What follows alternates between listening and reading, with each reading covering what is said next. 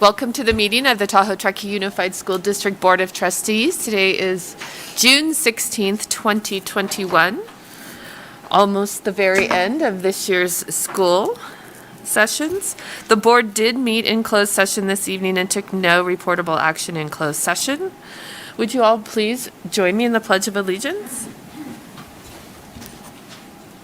I pledge allegiance to the flag of the United States of America and to the republic for which it stands, one nation, under God, indivisible, with liberty and justice for all.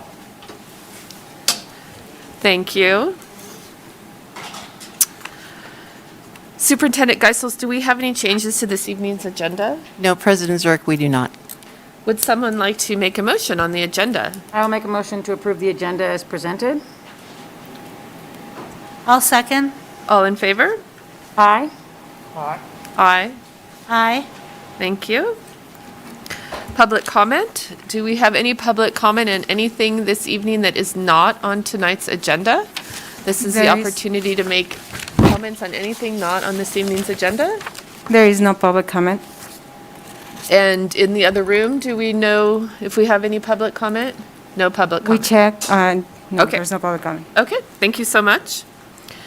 So, the very first order of business is to recognize some amazing people who are retiring from our district. Superintendent Geisels. Yes. Our 2021 retirees are being honored with this public recognition, and Ms. Joan Zapatini will be our facilitator MC for this very special event.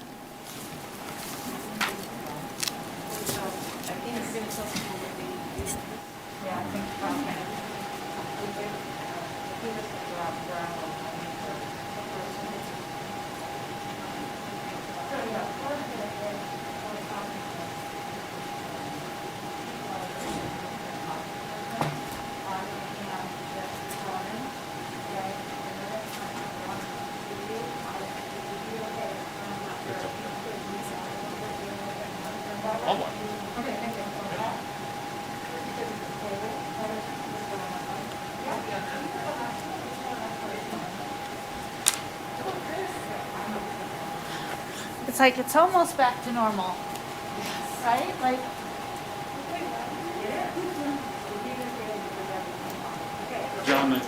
John, the clickers on the, yep. Okay, so thank you everybody for being here tonight. It's always exciting to be able to recognize and celebrate our educators and our classified who have so served us over all the years. We have a little bit different format tonight because of COVID, where we are, but I'm excited for it. So the first one that I would like to call in is Kirsten Kramer and Margie.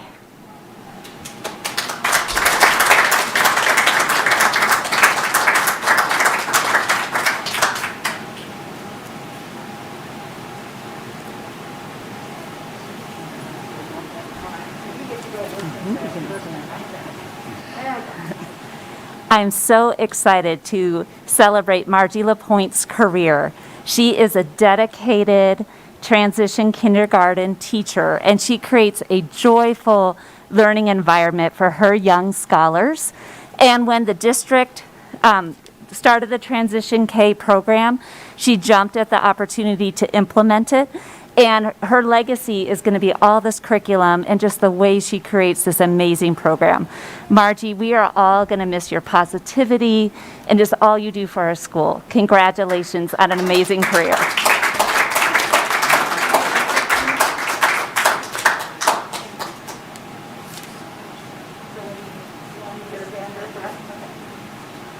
the first one's always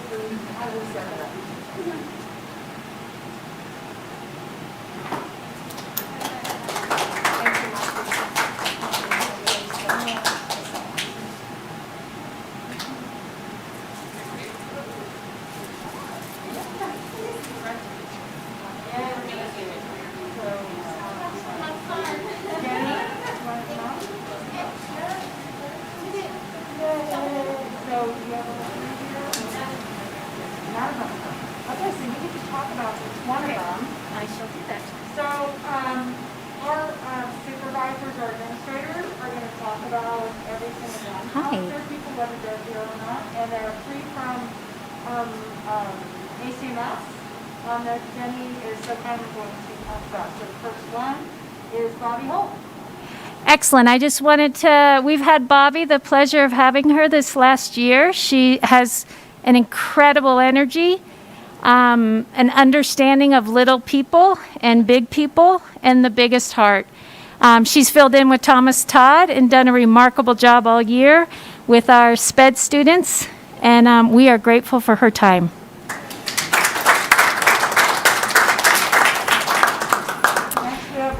So back to SPED. Lynn Fagan, she was in education for quite a number of years, left, and came back. And we were and are so fortunate to have had her. She is magic. Her kids love her. And she's going to be so missed. She just makes everyone on our staff feel comfortable. She's in our staff room, is her classroom right now. And she's the perfect person to be in that place.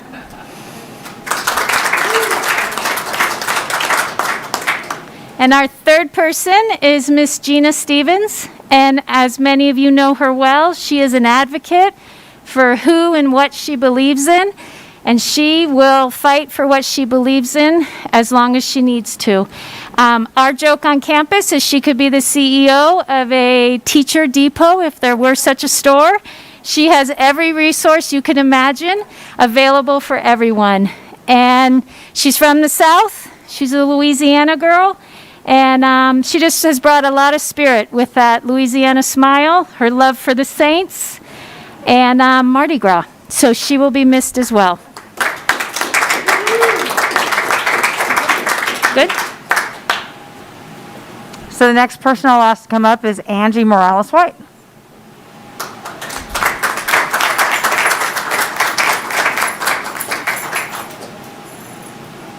Come on down, Robin.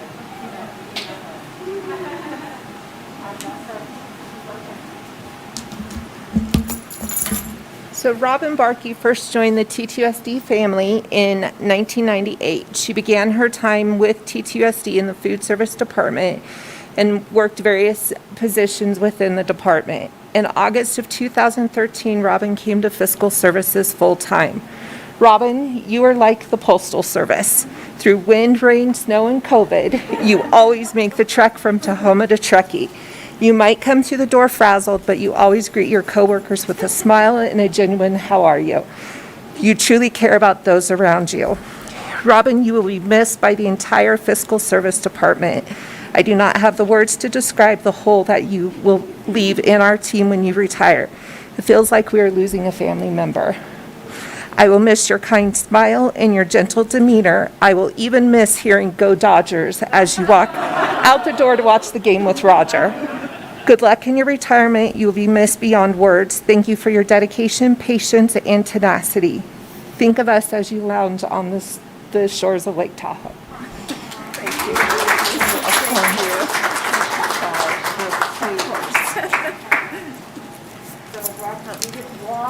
Okay.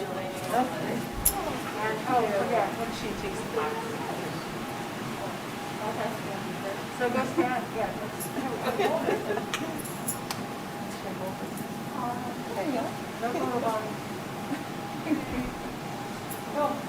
Congratulations, Robin.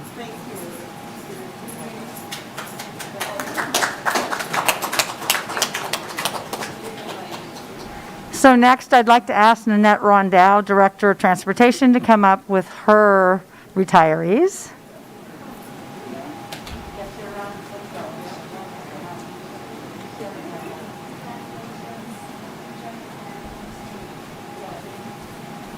Okay, so, you have first, Kelly, you have your order. I do. Yes. So, and then I have a few people that she, you can speak to my phone, people in the gym can't.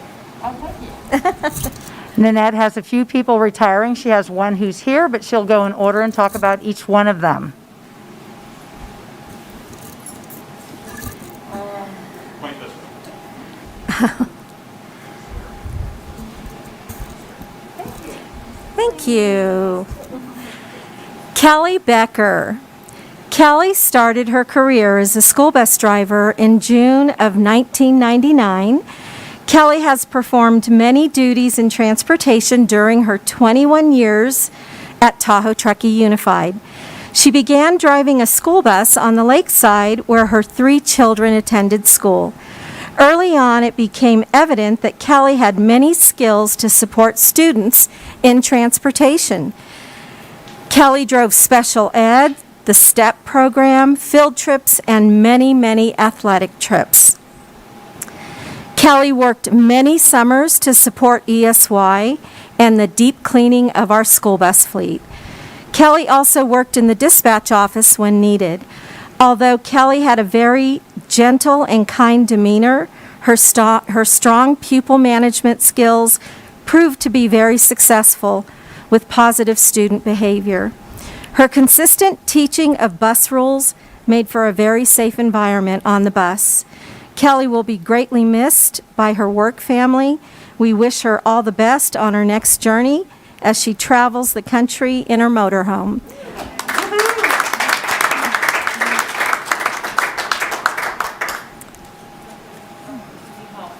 And she's currently in Maine right now, in her motorhome. And hi, Kelly, I hope you're watching. So our next retiree, Denise Clark, and this is going to be tough for me. Denise began her career as a school bus driver in September of 1986 at the age of 21. After receiving her California school bus certificate, Denise was assigned a route on Donner Summit, driving one of our oldest 10 speeds, an old Gillig that we called the Twinkie bus. Yes. The hazardous weather conditions, including snow and ice, did not intimidate Denise, as the route she drove delivered students from Donner Summit to the elementary, middle, and high schools in Truckee.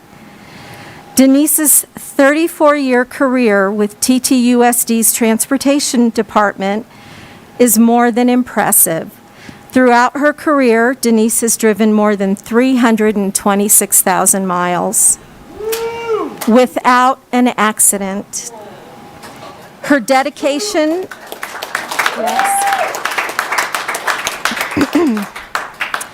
Her dedication and commitment to the safety of our students was evident in all her duties. In 2005, Denise was promoted to the lead dispatcher trip scheduler. Denise worked closely with the IEP teams to help determine transportation routes, ensuring all students had equal access through transportation. In addition, Denise worked closely with the athletic directors to schedule transportation for all of the athletic events. Denise has been and continues to be an instrumental part of our department, always leading with integrity and professionalism, and has helped shape our award-winning transportation department. We were lucky to work with her and wish her all the best in her retirement.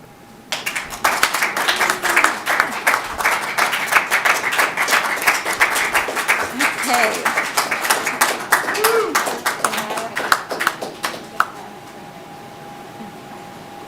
34 years.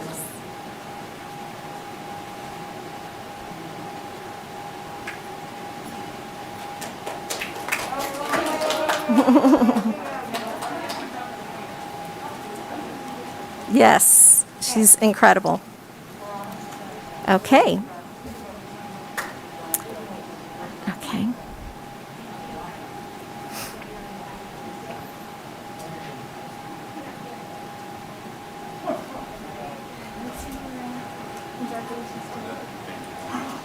Clark. Oh, it was back in September, but she's subbing for us already. So Denise is already returning as a substitute dispatcher, and she has been instrumental and has created all of our ESY routes for this summer. Thank you, Denise, because we could not have done it without her. Our next retiree in transportation is Levon Rashashin. And everyone in the transportation department will agree working with Levon has been an extreme pleasure. Levon began driving school bus in January of 2011.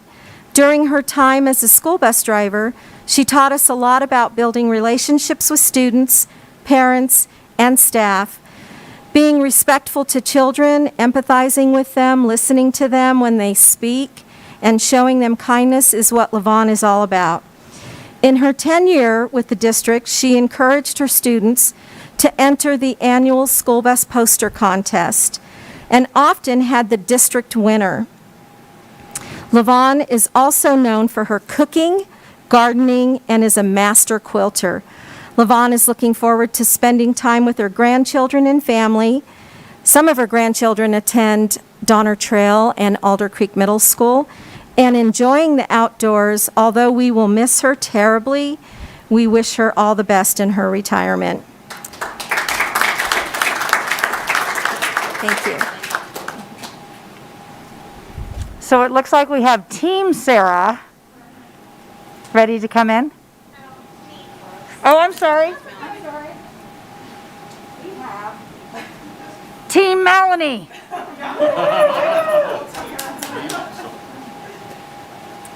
Okay. So a few fun things about this. This is really two different people, both of which retired at the end of last year. So the first person is the name, Suzanne Burciaga, who is was an instructional assistant for Truckee High School. And really what stands out about Suzanne is just her positive demeanor and truly putting students first, especially when we close down. Suzanne was able to meet with students virtually every single day, even when IAs were kind of in that mix of, what do I do? Suzanne didn't care. She met with kids anyway. And she has been retired for 8 months.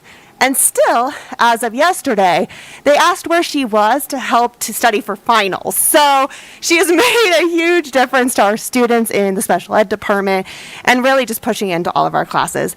So that is Suzanne Burciaga and her name there. But if you could go back to that slide, yeah, so the picture is Susie Beaton, who's a speech language pathologist for Truckee High School and then TTUSD, who also retired last year. And similarly, not just their names, also their demeanor, really just putting students first.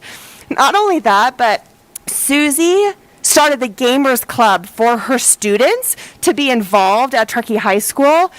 It became so popular that we had to get another advisor to continue the Gamers Club because everyone wanted to be part of that club, not just Susie and her students. So we miss her terribly, but I'm sure she does not miss what happened this school year. So we are so grateful for both Susie and Suzanne.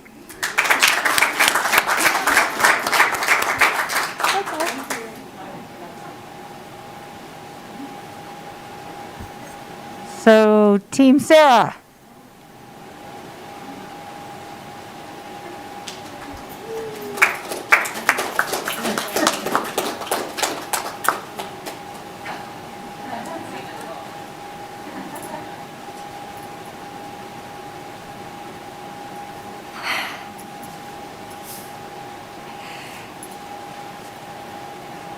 Here we go.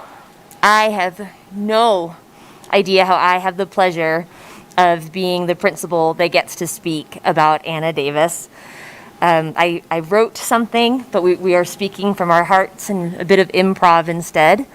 And I'm finding that that's why I write things down, because I have no words for Anna Davis, and I am really having a hard time not breaking down.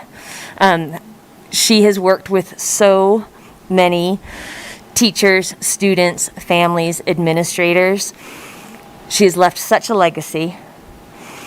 When I asked Truckee staff to share a few words, it was amazing to see all of the different perspectives because she is retiring entirely too soon. proven by the fact that she was at tennis baseball scoring against the 5th graders today. People gave words about her teaching, her mentorship, her friendship. And when they spoke about Anna, and when we all speak about Anna at Truckee Elementary, it's not just about an amazing teacher and mentor. Many of us at Truckee Elementary actually had Anna as a teacher for our own children. And Anna absolutely has made an impact on our school, on our community, on my personal family, and so many families. And act surprised. We love you. We love you so much. So, can we hug?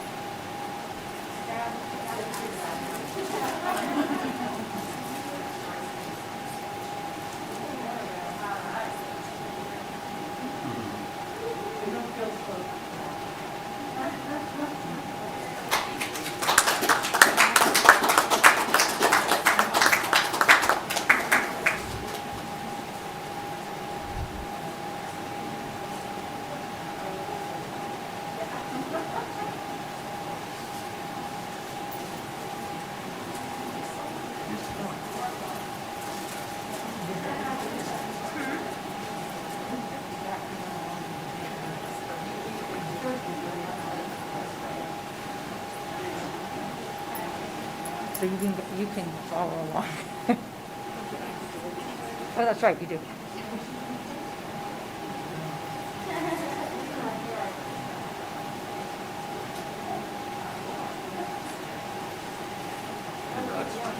I also have the pleasure of speaking briefly about Dorothy Gadsby, and it will be no surprise to any of you to know that she is far too busy to come to this wonderful celebration of her.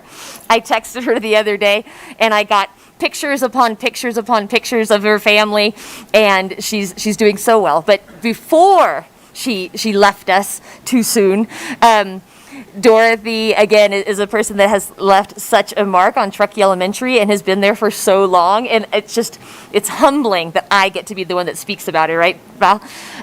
Just absolute joy, absolute pleasure. So kind to the students and worked so hard to help students with their reading. But in truth, and Dorothy might know this just as well as I'm here to admit, she will long be known for the posters that continue to be laminated, because they will never ever decompose. The gorgeous laminated posters all around Truckee Elementary will be her legacy. So we're so glad that she's too busy to be here.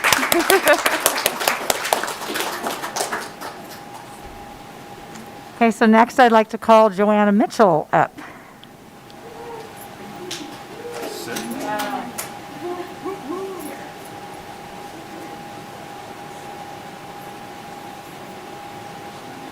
It is my honor to recognize Cindy Freeman for all that she has given to North Tahoe High School and TTUSD. She is really a very special entity at North Tahoe High School. She has actually, with all of her services, she has 27 years in TTUSD at First Tahoe Lake and Rideout, and finally she found her forever home at North Tahoe High School as our attendance secretary. She, and even before that, she was a Laker parent, so she has been a Laker for many, many years. She is a Laker through and through. We will miss her dearly. She will be impossible to replace in our hearts. We love Cindy Freeman. Thank you. And she's still waiting for her 25-year pin.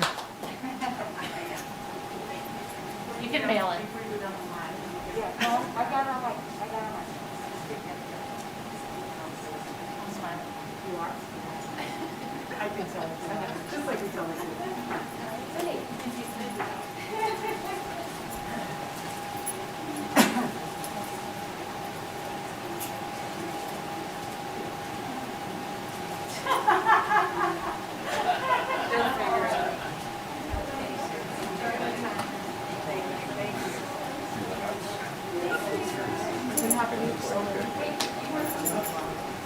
So next, I'd like to call Val Simpson up to the podium.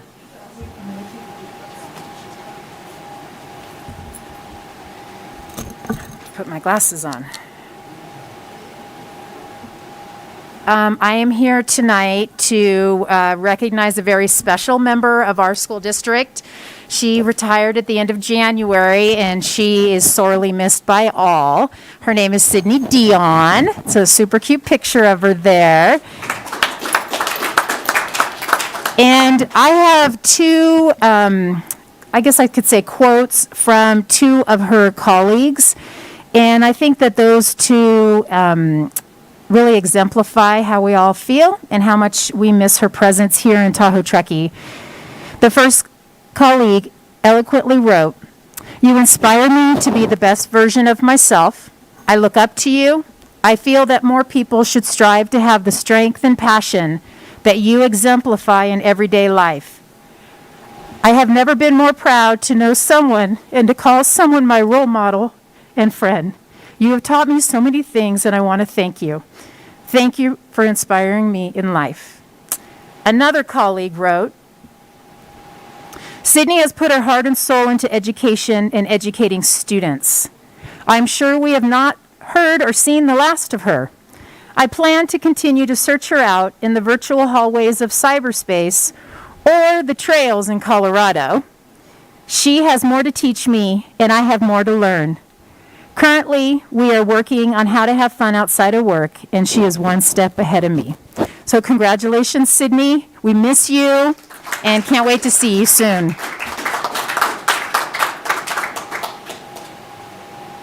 So next, I'd like to call Greg Woolman up to the podium.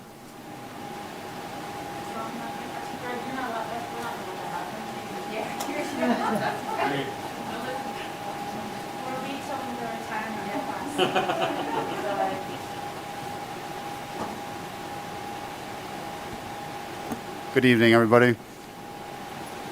Robin Redmond has been with us, as you can see, for 15 years. I believe it's 16 after she's done this year, and her impact on Sierra High School and Coldstream Alternative has been significant, whether it's families or teachers, staff members, myself. We took on a lot of big projects together, and Robin, I know you're listening out there, and do not downplay that. We took on some alternative accountability ideas that have never been done before, and we pushed and pulled ideas back for 5 of the 7 years I've been here, and done things that CDE has noticed, WASC, Model School, AXA, and we're going to continue to work on those things, and may give you a call a few times to push some ideas back and forth. But you've helped us improve schools. Parents, community members talk about you endlessly in our community. Know that your impact has been incredible, and you will be missed by all of us. Thank you.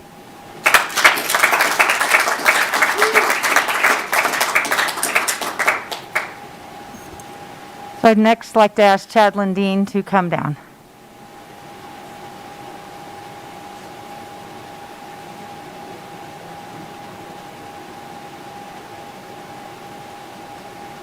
Good evening. I have the pleasure to share a little bit about Allison Plapp today. Obviously, she was with the district for 22 years, but I was fortunate enough to be with her for the last 5 at the top of her game. She's very well organized, really helped our administration out when it came to organizing events and looking at our bell schedules and our master schedules. She just had a mathematical mind that helped all of us to have the school function at a high level. In addition, you could see that in her classroom as well. When you would walk in, even if she wasn't there for a moment, all of the kids knew exactly what they were doing and why. And it was a perfect example of a partnership between families and what was happening in the school. And we were just very lucky to have her. And I wish her the best in Bend, Oregon. Congratulations, Allison.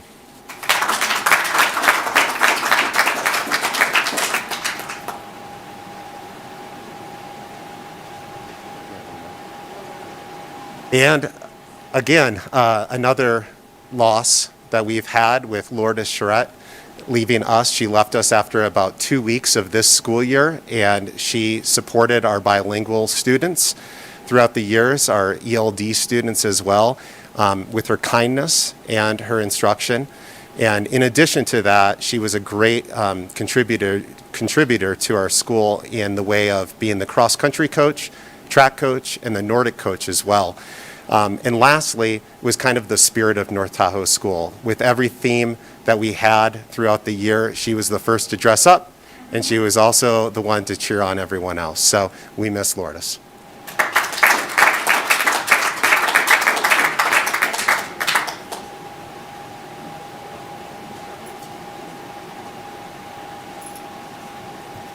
So I'm sure that the three of you know that Stephanie couldn't be here tonight, so I'm going to pinch hit for her. So I'd first like to have Gay Thomas come down, please.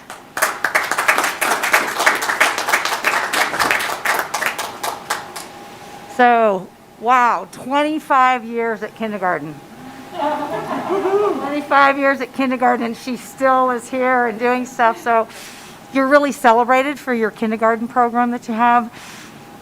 From what I've read on everything, you're dedicated to your students, you're dedicated to the whole student, and then you go beyond and you're dedicated to your school with lots of extra things that you do. Your enthusiasm for teaching really is inspiring to people, and people are really going to miss the sparkle in your eye. So thank you so much for 25 years for our kids at kindergarten here at Tahoe Truckee. Congratulations.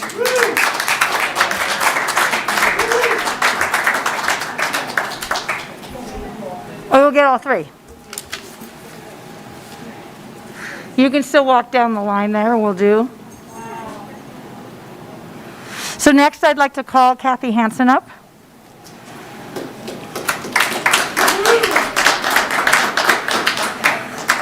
And I had the pleasure actually of working with Kathy at the beginning of this year.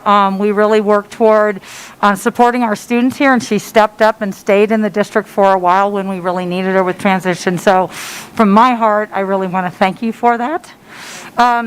You had 24 years here in the district, and you were at Donner Trail and Tahoe Lake, is that correct? I always have to check my sources here on stuff. You've been told to me as one of the most kindest and dedicated teachers ever. And your staff says spending time with you really is a joy. You're thoughtful, you're creative, and I think one of the most things that talks about you, you were always looking to change and do things. You never stepped down from a challenge. You didn't just sit in things. You actually stepped up, and because of that, the school and the students grew. So we just thank you so much for doing all that you did.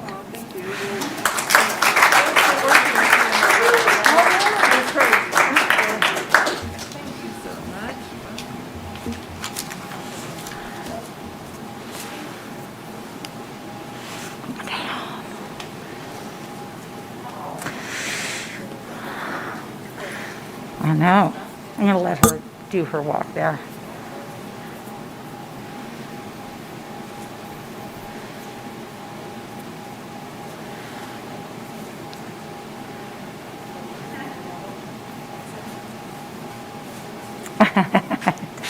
Tissues. That's okay. That's what this is about.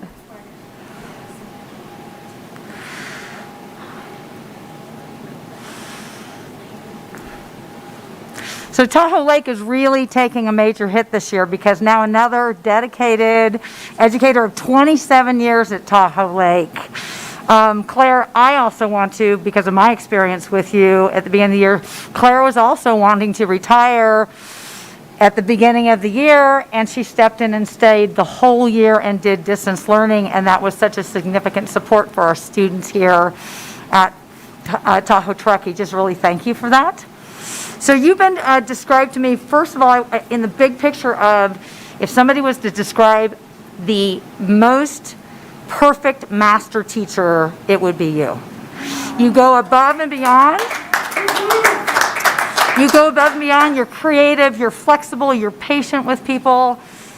The other thing that shines out is that your sense of humor daily inspires other people. So you have that sense of humor that comes, plus you have all of the other parts of being such a fabulous teacher.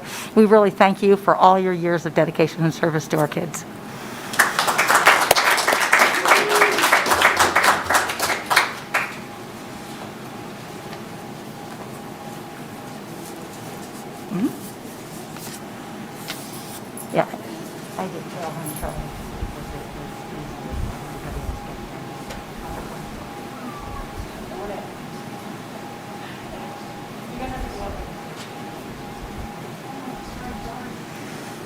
So thank you, everyone, for celebrating these amazing educators and staff in our district.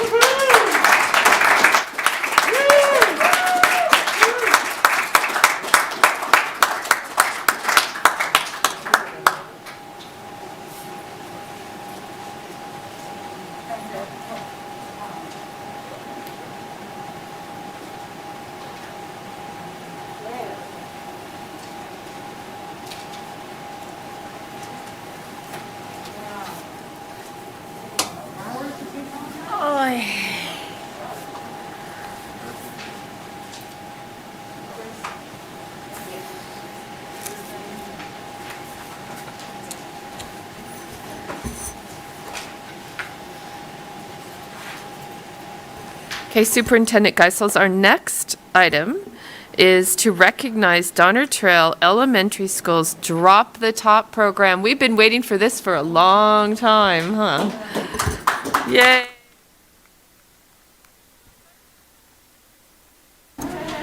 Ms. Phoebus, can you join me up here?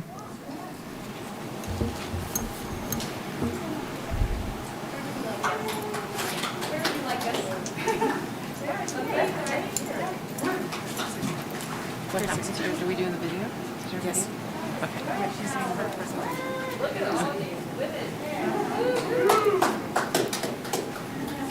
So we have a video tonight to show the amazing work this group of young ladies have done over the course of the year, and we want to be able to show it, so Ms. Phoebus is going to get us started.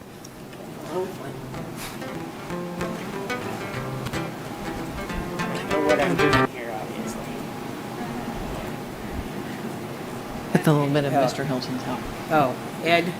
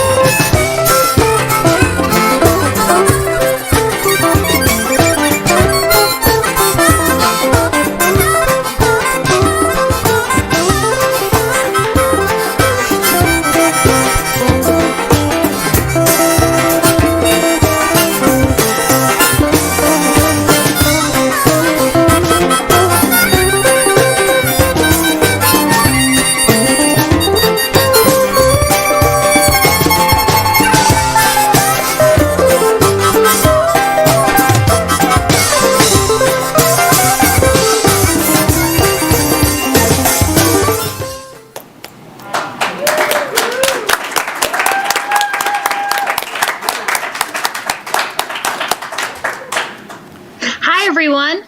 In fourth grade today, for math, you will be working with converting. So this evening, we want to acknowledge and recognize such amazing hard work. 100 pounds of caps to make one rainbow bench. And it's my understanding that every elementary school got one this year, correct? That is just absolutely wonderful. So I have some certificates, and I'd like to acknowledge you for your hard work and dedication. I'm so excited to come up and sit on your benches and go across the district next year and sit on all the benches. So I'm going to, when I call your name, I'd like you to come up, please. Ella Nishimori. Yeah, you can do it. Miss Phoebus is going to help me. She stay? Yes, she does. Maya Fernandez? Maya? There you go. Oh, I should have given it to you. I'm That's sorry. okay. Caden Kane. Caden? He wasn't able to make it. Okay. We'll make sure he gets that. Yes. Kessler McPherson? Okay. Avery Buchanan? No? I'm here. Okay. Sebastian Baranchuk? No? Not here. All the boys stayed home. Larkin Haugen. Larkin?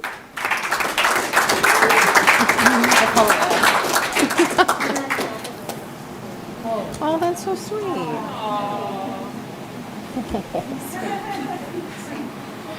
Violet McKenzie? Violet?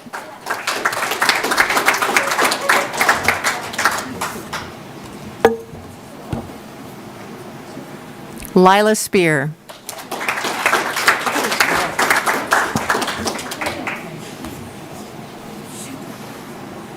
Isabel Wogsland.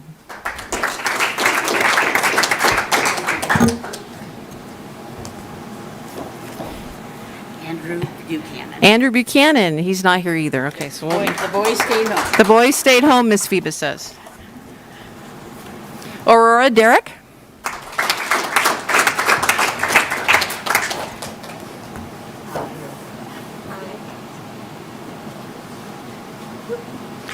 Adeline Pervance Rasheen. That's right. Pretty cool. Daisy Mellon.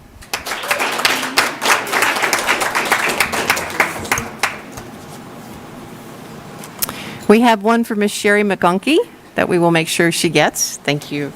Okay. Lauren Keene. And then, wait, there's one more. And of course, Miss Ashley Perkins.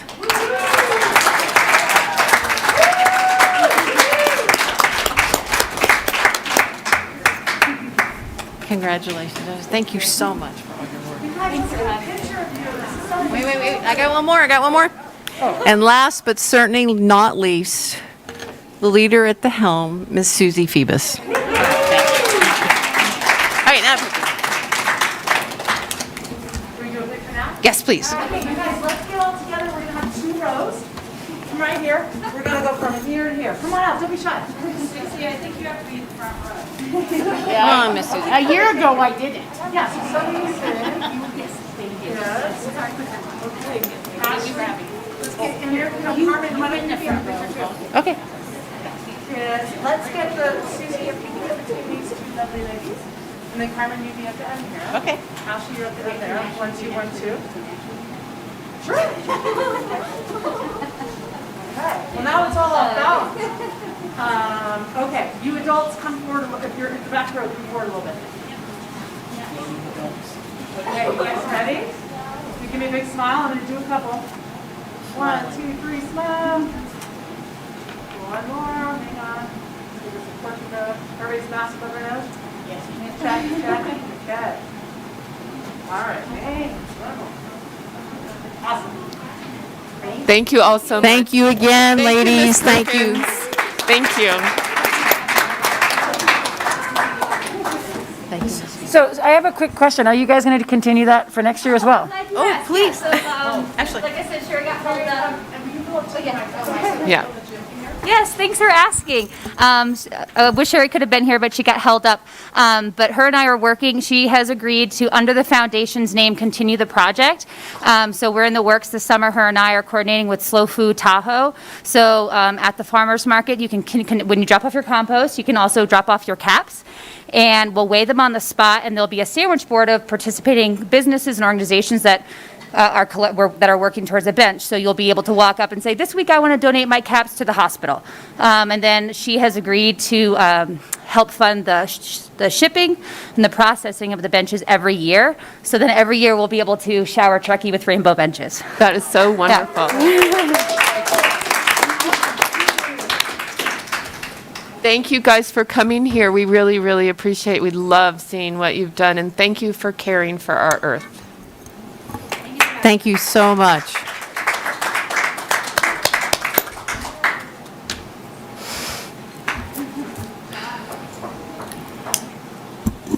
Okay, Superintendent Geisels, we are now moving on to our Superintendent Chief Learning Officer's update for the board and the district. Thank you, President Zurich. So, in these very extraordinary times, I would like to take this opportunity to be a little more reflective. Usually my updates are in the moment, addressing timely topics. So I appreciate your patience with me as this update is a little longer than usual. And again, if I have missed anyone in this update, please let me know, because I want to make sure that I acknowledge so many people that contribute so much to our district. It was tragic how many lives COVID took during the pandemic, and without a doubt, it caused one of the most significant disruptions to public education, specifically TTUSD. Teachers and our entire TTUSD team members not only worked hard and persistently, but they had to face the uncertainty of where the pandemic was heading, the fears of COVID itself, while providing our students with the best education possible. Our employees have done all this while juggling the challenges of a pandemic, raising children in challenging situations, holding it together until there were vaccines available and things started to open up. So let me say up front how personally relieved and excited I am that we can see the light at the end of the tunnel for all of us. I want to take some time to note some celebrations, big and small, that happened this year. Our fantastic teachers at our schools made what seemed impossible possible. Opening in distance learning, pivoting to hybrid, then shifting back to distance learning, then back to hybrid, and then finally 5-day in-person instruction. Wow. The ongoing theme is that our teaching and our learning never stopped. It just took a new look. At last Thursday's North Tahoe High School senior class graduation, Connor Johnson, senior class president of North Tahoe High, stated in his presidential address, famous astronaut Buzz Aldrin once said, "Keep in mind that progress is not always linear. It takes constant course correcting and a lot of zigzagging. Unfortunate things happen, accidents do occur, and setbacks are usually painful. But that does not mean we quit. Again, our TTUSD team and students persevered, and the teaching and learning never stopped." This past Monday, the district leadership team held its final yearly meeting in person for the first time. 33 members of this team met in person. We completed an exercise discussing the celebration at each of our schools and departments that exemplify that learning and support to our students never stop. In addition, we captured our thoughts on 25 chart papers with at least 12 to 20 comments on each paper. Below are just some of the examples I'm going to cite, so please bear with me. For example, at Alder Creek, the ACMS teachers re-engaged their students by going into the community conducting home visits. They sent postcards to Cohort C students to stay connected. At Donner Trail, as we just acknowledged tonight, the Drop the Top program, Donner Trail has implemented impressive intervention work to meet the individual student needs one child at a time. Our own Miss Susie Phoebus holds her principal reading groups to support her teachers at Donner Trail. At Glenshire, just as their colleagues do throughout the district, Glenshire teachers put students first. Glenshire staff implemented student choice programs, held community reading nights, implemented a high-quality intervention system, including a lunch bunch for all the students. At Kings Beach, The caring principal and KB staff implemented a community and parent outreach that connected families to the staff and the school. Kings Beach's strong partnership with the Boys and Girls Club provided a safe place for our students to learn and grow, developing ongoing relationships with caring adults. In addition, Ms. Darkenwall's Mindful Minute phone calls to family provided comfort and support to KB students and families every morning during distance learning. I used to get the calls, and I loved them. At North Tahoe School, one of the many exceptional commitments that the North Tahoe School teachers and staff focused on was teaching their students how to advocate for themselves in their learning. NTS established the Mini GRIP program, a stepping stone to the GRIP program at North Tahoe High School. The North Tahoe School staff also developed an after-school program that provides a safe, positive learning and socially emotional supportive environment for our students. At North Tahoe High, with the unwavering support of the NTH staff, high school staff, every student graduated this year. Students are supported to be resilient, confident, and adaptable. Additionally, there was a record number of seals of biliteracy this year among the North Tahoe High School graduating class. Congratulations on their 6-year WAS accreditation also. At Sierra High is composed of a dedicated staff committed to getting their students through high school, doing whatever it takes to keep students engaged. They implemented a healthy snack program that, according to staff and Mr. Woolman, rocked. And of course, congratulations on their 6-year WASC accreditation.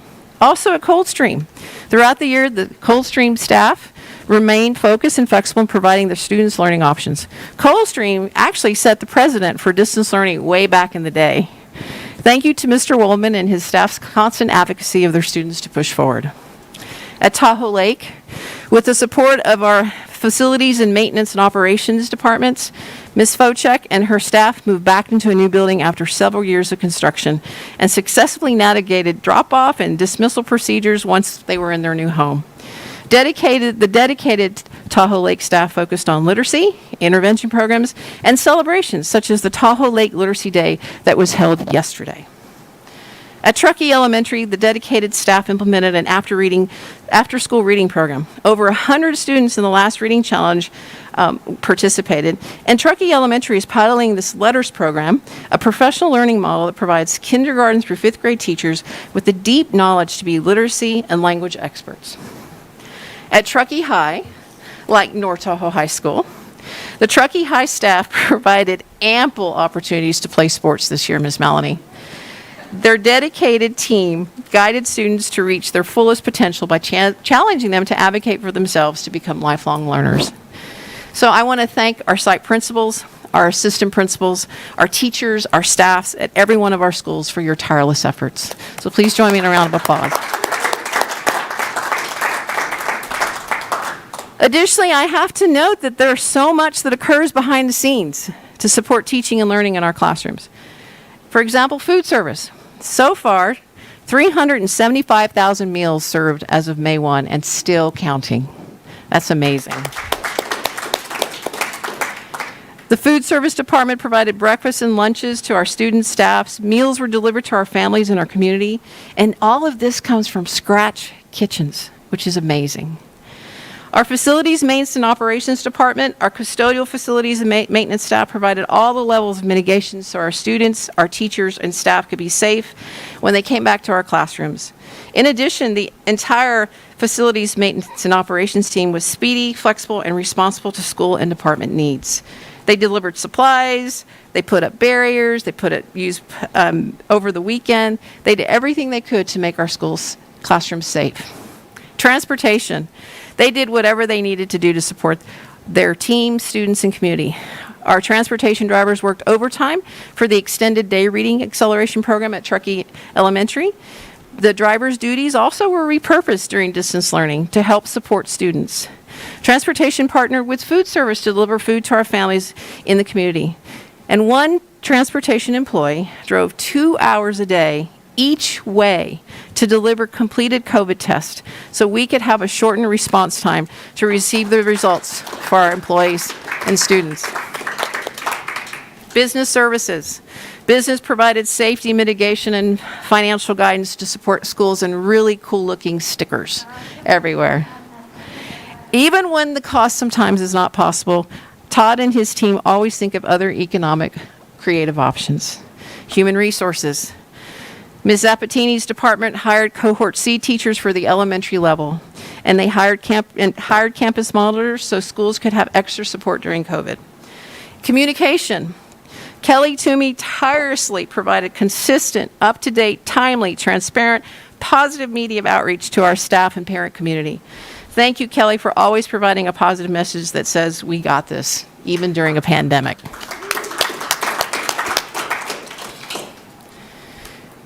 Mr. Hilton and his tech team and technology provided Chromebooks, hotspots to ensure our students were connected and could participate during distance learning, and then some. Our tech team members attended ELAC meetings to teach parents how to connect to our district-provided technology tools. They provided office hours to our dedicated teachers and supported our Cohort C students. In education services, under Ms. Simpson's direction and support, we provided support to schools, principals, teachers with distance learning tools, online programs, our Power Summer program. We've been supporting literacy and standards-based report card for the middle schools starting in 21-22.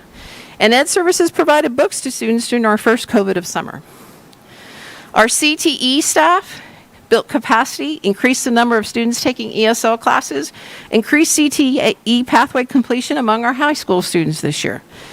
Our translation services, the community liaisons were amazing. They supported contact tracing with our Spanish-speaking families, and they translated for preschool parent meetings, ELAC meetings.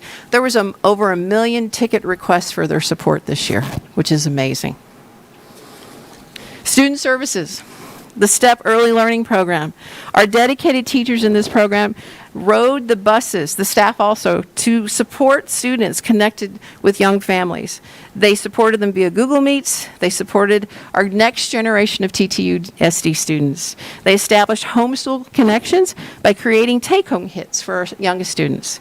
Our wellness manager, Kim Bradley, tirelessly worked on getting students connected to mental health support throughout our high schools and our wellness centers. In special education, I love this one. Distance learning did not meet the IEP goals, were not in action. Through the leadership and dedication of our exceptional special education staff, our students' IEP goals were met and set, even in quarantine. Our excellent special education staff provided virtual occupation therapy to some of our special needs students. So thank you to the special education staff for supporting our students in this most challenging time. And then I get to our nurses, our district contact tracing experts. They answered phone calls, they interacted with parents night and day with grace, patience, and professionalism. In addition, they provided COVID education to support our schools and departments, always answering questions and always being at the ready. I also would like to note that additionally during this school year, we determined through extensive contact tracings that our nurses led that TTUSD did not have any positive COVID transmissions within our schools. And that was a big deal. As a result of our proactive and preventive and mitigation measures, our air filters, our face masks, our purifiers, our symptom checking, our desk shields, all the COVID testing available and the distancing, students and staff did not contract the virus from a positive case while at school. We want to thank our parents, our staff and students for following TTUSD guidelines all year long to ensure our students and staff and community stayed safe and healthy. Thank you again to Zan Larkins, Liz Ewing, Ann Jacobson, and Tori Ewing for their tireless work working with our families. These amazing ladies also participated in TTUSD's 2 vaccine clinics on February 3rd and February 26th. And thanks to the partnership we had with Nevada County, with Kim Zurich's help, Placer County, and Tahoe Forest Hospital, we provided vaccines to our TTUSD staff. Our community partners informed me the last day of the vaccination clinic that we were probably the first clinic of its kind in the state of California for our employees.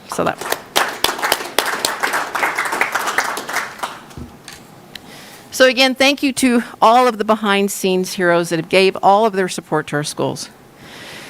I really can't wait to be more present in person next year. I will visit classrooms and attend more events. This year's graduation and promotion ceremonies were not only spectacular, I still have some to go tomorrow. We're so excited.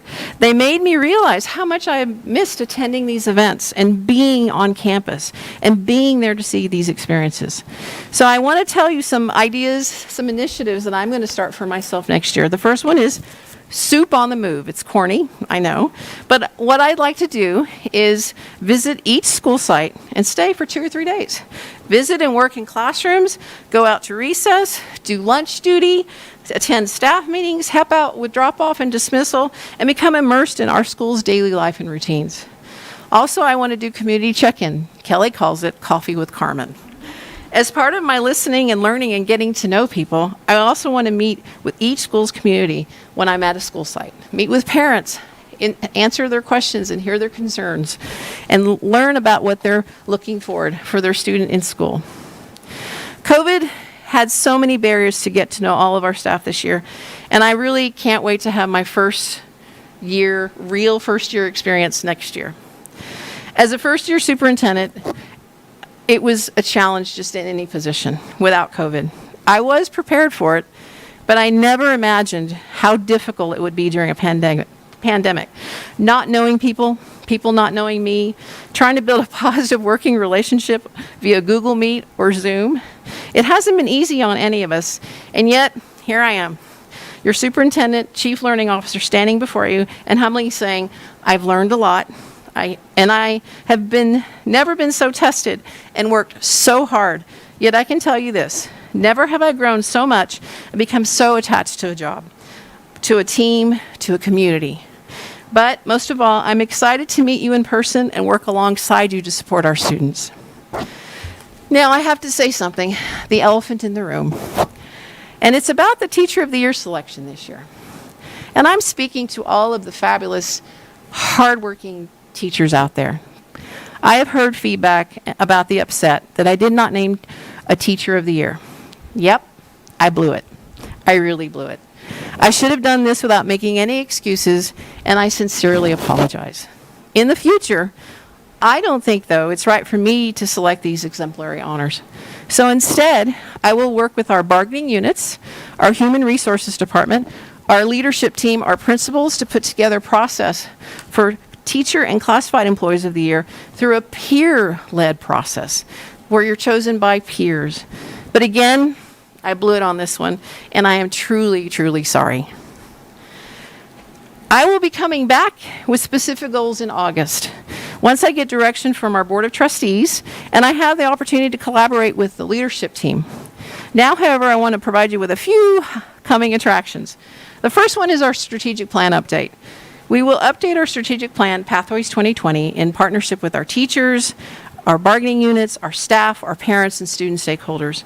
We will redefine our goals for our students, which includes the lessons learned and what's best for our students' educational experiences with this new normal of post-COVID.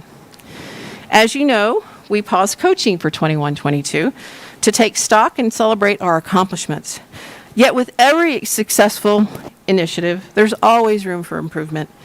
Therefore, I'm excited that we will be setting up a work group composed of teachers, coaches, site administrators, our TTA bargaining unit, and to refine our coaching model to improve instruction continuously. I want us to continue to be the data-driven organization that we are, using data as a flashlight to improve our instructional strategies for our students. And above all, I know as your leader, I cannot do this alone. So I want us all to work together, a team. I want us to be courageous, tough on the process and not each other. And always, as we always have been then, you've always shown, focused on our students. I want to also introduce a few individuals here tonight whose talent, expertise, and passion will help support all of our students in TTUSD in their new roles. Miss Susie Phoebus, if you could stand for just a second. Susie will be moving from Donner Trail Principal to help coordinate our Extended Learning Opportunity Grant. Susie's position is going to be funded through the grant for 1 year, so we're really excited to really glean from her support, her expertise, her years of experience. Ed Hilton will continue to serve as Director of Technology and also serve as Donner Trail Principal. You got to stand up, Ed.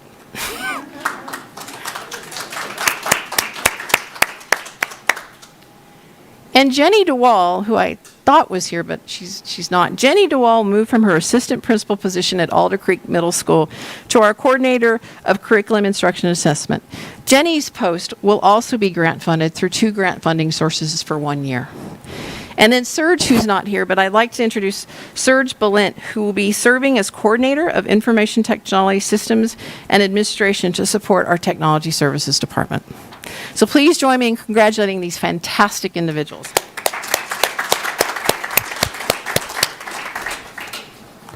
Okay, so I'm almost done. So one thing I want to say is I know there will be considerable time and energy tonight on the agenda item, which addresses comments related to the collective bargaining and tentative agreement with TTEA. I want to sincerely thank our negotiations team, TTEA, CSEA, and the district team for working so hard on reaching tentative agreements when there have been so many different perceptions and perspectives on issues. I know it was a challenge, and I truly appreciate everyone's commitment. I genuinely hope to have and will work to build a collaborative, respectful relationship with our unions that acknowledges and honors their professional dedication to our students. Thank you to our TTUSD Board of Trustees for your stewardship, vision, passion, and dedication to our students, staff, and teachers. Thank you to our parent community for sticking with us through all of those unpredictable changes and situations that came with the pandemic. And thank you to our community donors for the phenomenal scholarships for our graduating seniors. I am truly awed by the community's generosity. In his graduation speech, Truckee High School senior salutatorian Benjamin Anderson Flint stated that Truckee is an incredible community. And 186 seniors are going out in that great big world with values, lessons, and knowledge we have learned from living in this spectacular place. Connor Johnson stated that he and his fellow graduating class at North Tahoe High School would not be where we are today without our families, teachers, coaches, teammates, friends for unwavering support. Cindy Leon Blanco, the ASB president and graduating senior at North Tahoe High School, states that teachers pushed her and her classmates to be the best version of themselves, prepared for the world. Sierra High School graduating senior Taylor Noel Lyon Dedeker stated today that the faculty and staff at Sierra High were like family, ready and willing to support her and her fellow seniors to live their best lives beyond high school. Hearing these graduation speeches in the last few days ring with words of confidence, resilience, and hope. And it shows me that these students' incredible learning journeys didn't start in high school. Instead, they started as preschoolers, as TK students, as kinder students, where their teachers, their principals, and staff began to shape them into who they are today and prepare them to become what they aspire to be tomorrow. That is TTUSD, and why I'm so proud to be here, where the learning never stops.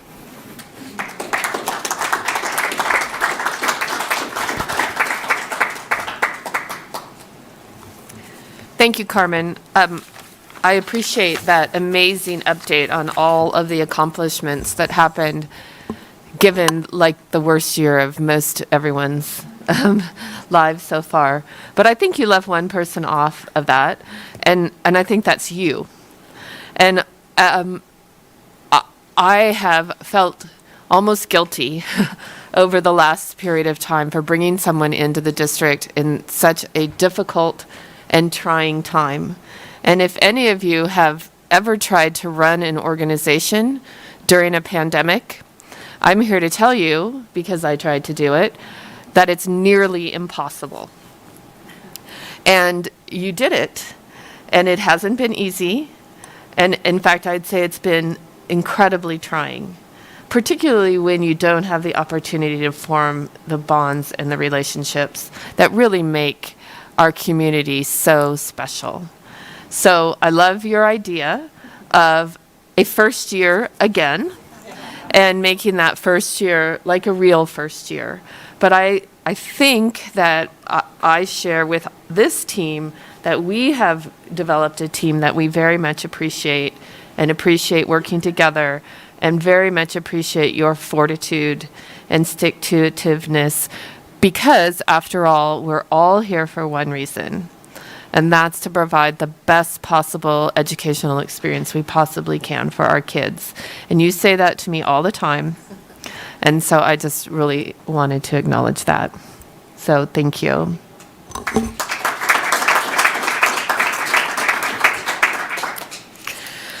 Okay, on to some business. We have some really important business here related to Measure AA. The first of which, well, actually, the first two of which have to do with putting Measure AA on the tax rolls. The first is a resolution for putting the charges on the Placer County tax rolls. Yes. So Mr. Todd Rivera is going to talk about the resolution as a formal request to Placer County. Todd? Thank you. There's not too much to add. This is just an annual resolution that we do bring to the board prior to the new property tax year. And essentially, the first resolution, number 22, authorizes Placer County to place Measure AA parcel tax on the tax roll for the 21-22 fiscal year and also collect on behalf of the district. Whereas resolution number 23, it's the same ultimate goal, but authorizes the superintendent chief learning officer to enter into contract with Nevada County in order to place the Measure AA parcel tax on the 21-22 tax roll and collect on behalf of the district. So with that, there's nothing for El Dorado. They don't require that specifically, so that is it. Thank you, Todd. So do any board members have questions on items 10.1 or 10.2? Is there any public comment on either 10.1 or 10.2? No public comment. So we'll note that Dee Dee's temporarily out of the room, but can I have a motion on 10.1? Sorry. I'll make a motion to approve item 10.1. I'll second. All in favor? Aye. Aye. Oh, Aye. I'm sorry. 3-0, thank you. And then can we do the same with 10.2? Sure, I make a motion to approve item 10.2. I'll second. All in favor? Aye. Aye. Aye. Thank you. Next, we have a resolution to designate the superintendent as an authorized signatory related to a rehabilitation transition program partnership for 3 years. Yes, sorry. So this is a cooperative contract, and it's designed to jointly serve the mutual consumers receiving services from the Northern Sierra District Department of Rehabilitation, the DOOR, and the Tahoe-Truckee Unified School District, TTUSD. Mr. Santos, is there anything you want to add to this contract? Yeah, you all hear me? Yes.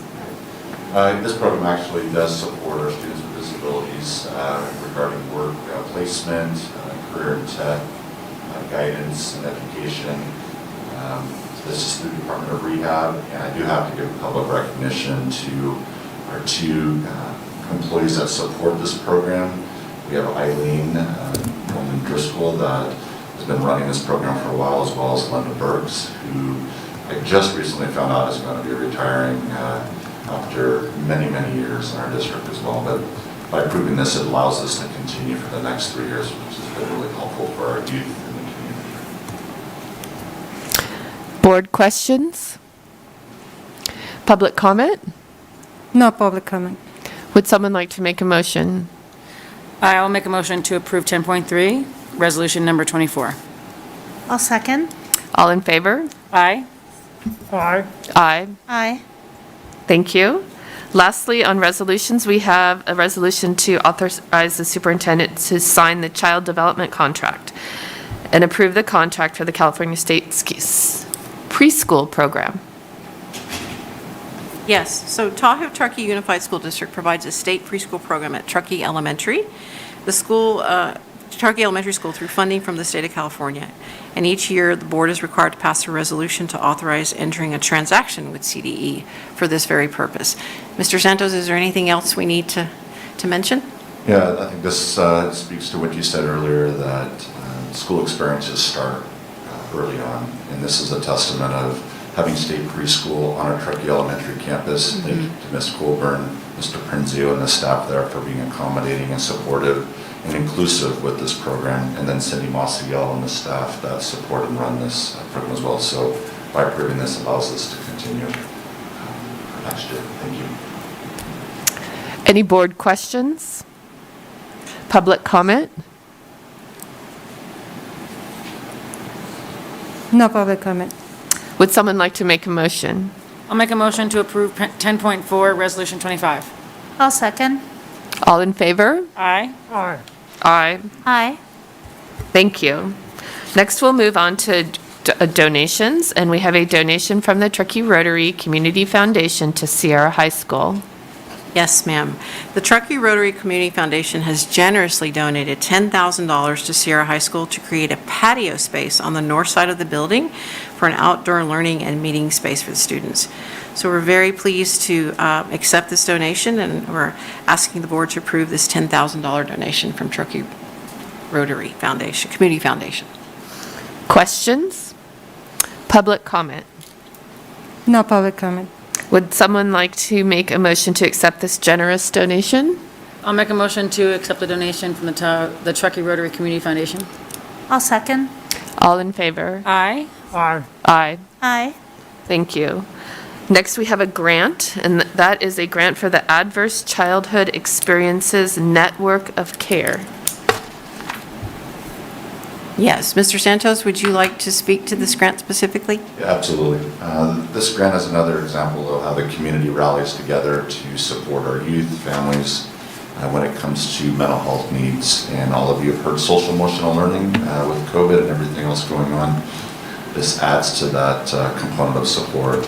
So what the hospital's done is they've put together a group of local representatives, Tyler Truckee Unified being one of those representatives, Jessica Darkenwald, as well as Kim Bradley support and sit on this group. They've awarded us these funds to essentially support our students that are struggling under this area.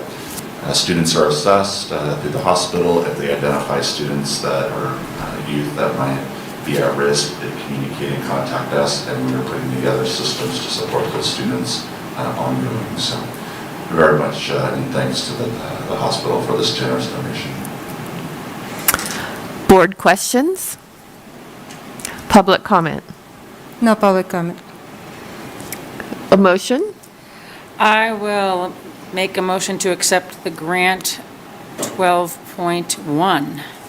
I'll second. All in favor? Aye. Aye. Aye. Aye. Thank you. Thanks, as usual, to our amazing community for supporting our kids, which I know we'll talk probably about graduation later, but holy smokes, did our community step up for our kids. Yeah. So next we would talk about negotiations. We have first our public disclosure of a proposed collective bargaining agreement for TTEA, and I know we have a modified document related to that, Superintendent Geisels. Yes. As you know, Assembly Bill 1200 requires a local education agency, such as our district, to publicly disclose the major provisions, including cost of all collective bargaining agreements before entering into a written agreement. So, Mr. Rivera, if you'd like to provide us an update. Thank you, and I just want to note one change. The document that was posted to the agenda on Friday had an error that has been corrected. The board has been provided with an updated copy as well as the public.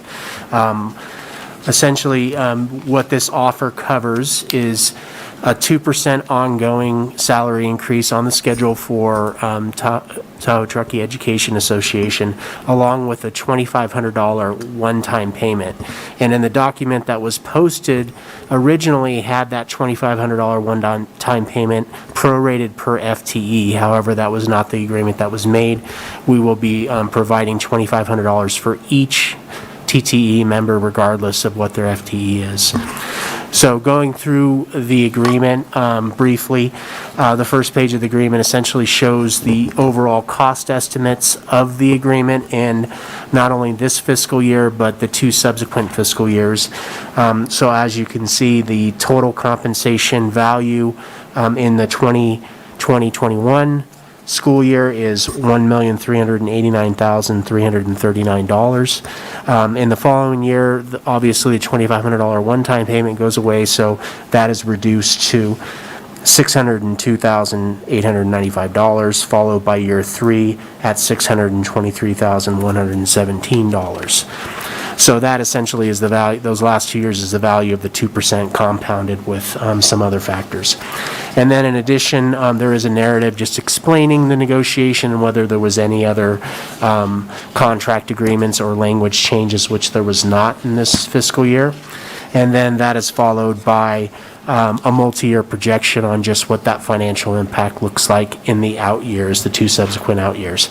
So with that multi-year projection, we are showing that we can indeed afford this particular tentative agreement.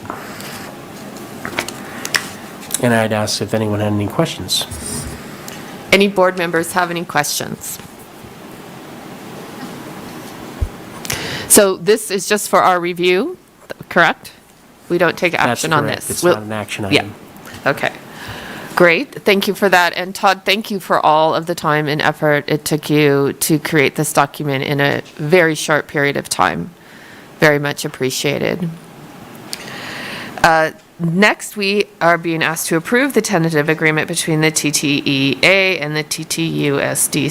Superintendent Geisels. Yes, Ms. Jones-Zapatini is on hand to explain the tentative agreement in detail. Thank you. So as Todd Rivera did a great job of really outlining it, this tentative agreement comes to you with only one article, which is wages and compensation. It's there for you. It was a 2% ongoing retroactive to July 1st, 2020, and a one-time $2,500 payment for each unit member. Any board questions? Board questions? Public comment on this item? There's no public comment, and there's no more public at the gym, so it's also. Okay, thank you, Pete, thank you. Would someone like to make a motion? I will, again, thank you, Todd and team and Joan, and TTEA. I'll make a motion to approve 13.2. I'll second. All in favor? Aye. Aye. Aye. Aye. Thank you. And I will point out that Todd's efforts and our efforts to get this on the board agenda really quickly was to try to get our folks paid as soon as possible. So I know you guys are working with the county to do that because there's definitely some deadlines involved. So thank you for doing that. Okay, next we have our consent agenda. There are 6 items on the consent agenda. Would staff like to pull any of those consent items? No, President Zerk, we do not. Would any board member like to pull a consent item? Would someone like to move the consent agenda? I'll make a motion to approve the consent agenda as presented. I'll second. All in favor? Aye. Aye. Aye. Aye. Thank you. Next, we get to hear from our associations. First, we'll hear from CSEA.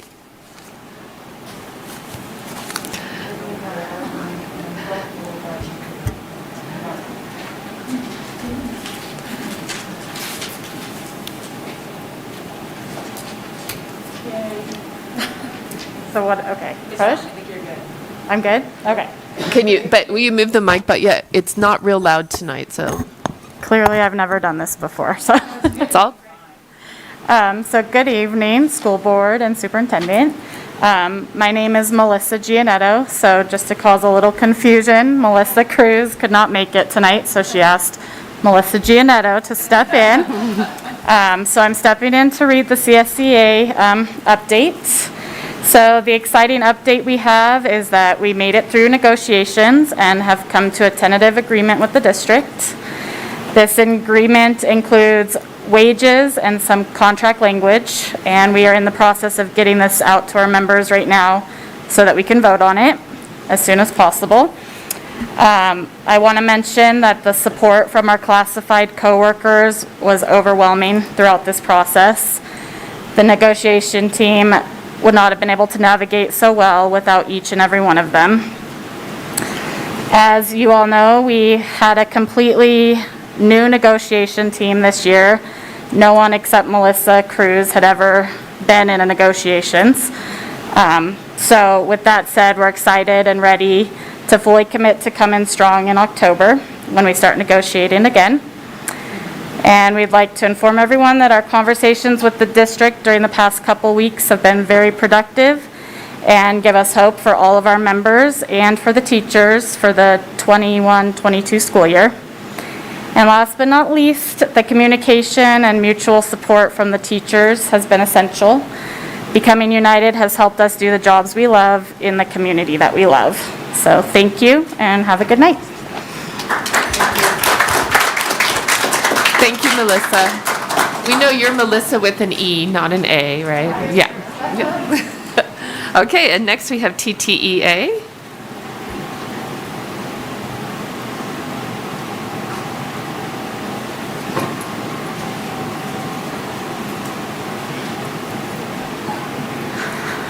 Before I start, I just want to say that I'm not sick. I have really bad allergies. And also, I want to congratulate all of the retirees again. Congratulations.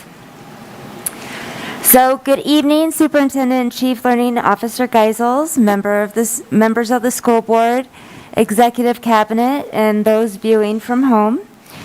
My name is Jess DeLallo, and I am the president of the Tahoe Truckee Education Association, the local chapter of the California Teachers Association.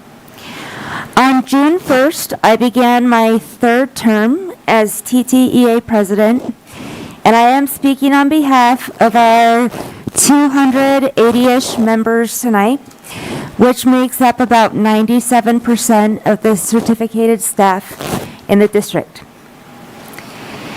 In the best interest of our students, our community, and our members, the Tahoe Truckee Education Association decided to put forth a vote on Friday, June 11th, to ratify the last and best offer that the Tahoe Truckee Unified School District's negotiating team posted on the TTUSD website on May 20th, 2021. Our members agreed and ratified the tentative agreement you also just passed tonight. After the disruption that the community has been through due to COVID-19 and the uncertainties of a fluctuating real estate market, which has driven the cost of everything from milk to gas to lumber through the roof, the idea of putting our members in the community through 3 to 5 months of fact-finding through the summer was not what was best for them. To be very clear, we don't think that this settlement values our work, and it is less than what we think TTUSD can afford. But we do think that it is the best that we are able to get this year. We cannot compel TTUSD to treat us fairly, and the bargaining team and e-board are confident that the district team is unlikely to increase their offer for this year, regardless of where property taxes come in at in July. Additionally, state-mediated fact-finding and the ensuing report are non-binding and rely on the good faith of the actors to abide by it. We do not have faith at this point that even with the favorable fact-finding report, that TTUSD would provide us with a fair offer. After this year of disruption to our students, we, as an association of educators, refuse to jeopardize the start of a normal year in the fall for our community with the specter of starting the year with a strike, even if TTUSD is pushing us towards that outcome. Working during the pandemic has been some of the most difficult conditions that many of our members have ever worked under, physically, emotionally, and mentally. People were physically ill, they lost loved ones, they supported students and families who went through pain and traumatic experiences, all while pivoting back and forth between teaching online, hybrid, and in person. In some ways, the district and the community came together to support each other in unprecedented ways. Food services, transportation, school nurses, custodial staff, and so many others went above and beyond to make sure that our students and our community had everything that they needed in order to be as successful as possible in such a difficult time. At a time when so many came together, the state and federal government also came together faster than most people expected and poured money into the system so that programs and positions could be created and augmented, supplemented, and designed for whatever local governments might need to support students. It is a tough pill to swallow to hear over and over again in a time of unprecedented prosperity and abundance in TTUSD that there is not enough money to honor the work of the members of TTEA and CSEA. Why were we constantly talking about future potential uncertainty or future layoffs in the best fiscal climate for TTUSD in history? Yet, as soon as the expanded summer learning grant was approved, multiple administrative positions were posted and filled on EdJoin. So money was available, just not for TTEA. In addition, the grant was written to hire 5 temporary elementary literacy coaches, and instead the district is in the process of moving the permanent instructional coaches into this work, funding their positions with this temporary grant, even though they have permanent positions with permanent funding. This is removing valuable resources from sites and reducing the intended resources for students and teachers. This isn't what the state intended when they approved the grant or TTUSD proposed for these grant funds at the June 1st board meeting. Additionally, after telling TTEA that all year there was no additional money because what we give TTEA also has to go to CSEA, the CSEA settlement this week was worth more than ours. Now, TTA is unequivocally happy that TTUSD decided to reward the important and hard work of CSEA members with a bigger settlement. They deserve it, and we stand with them. But we aren't playing a zero-sum game. There is enough money from the state and federal government, to say nothing of our local taxes, for everyone. What we are upset about is the clearly disingenuous rhetoric employed by the decision makers all year. Instead of using the budget to strengthen the relationship between all 3 of our membership groups, it would seem that in the end, it was used as an attempt as a divisive weapon between TTEA and CSEA. There is only one problem with this, though. TTEA and CSEA are not in competition. We both want all of our employees to be valued, honored, and treated fairly. We weren't trying to be greedy. We were trying to keep up with the cost of inflation, and we were trying to tell you what we needed. The fact that those administrative positions were posted and CSEA got a larger settlement after we had been told so many times that there was no money, despite the money flooding in, and after mediation had failed, was like a slap in the face. While TTEA did ratify the tentative agreement that was presented here tonight, many members still feel that this was not the best that the district could have done for its employees, considering its employees gave their best during some very difficult times. Over and over this last year, we heard the board ask for people to be kind while we tried to navigate the uncertainties of COVID. It was very disappointing to see how quickly the kindness melted away from the district when talking about providing their employees with a fair increase to combat inflation.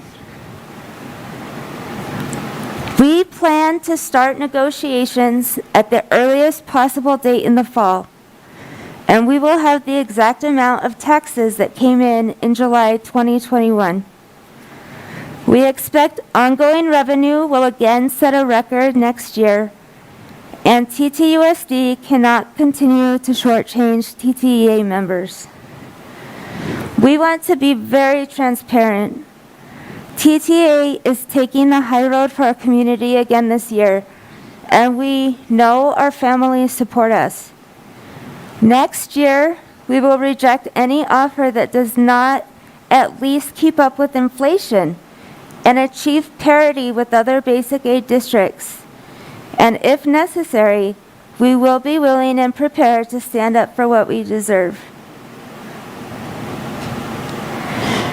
Now it comes again to the part in the speech where we discuss our relationship in the future. To the board members, I'm speaking to you directly now. TTEA and the members of this board have worked productively in the past. In fact, for a number of years. We have accomplished great things together, even including successes this very year. We have a past positive relationship and history to fall back on. This year can either be an interruption to that relationship that can be repaired with some effort and good faith on your part next year, or if next year proceeds like this year has, it will have been the start of a sustained disruption and more discord that isn't productive for the students of TTUSD and the community. We have shown our good faith tonight at a real cost to us. By agreeing to this tentative agreement, even though it asked TTEA members to make sacrifices and to continue to fall behind for another year.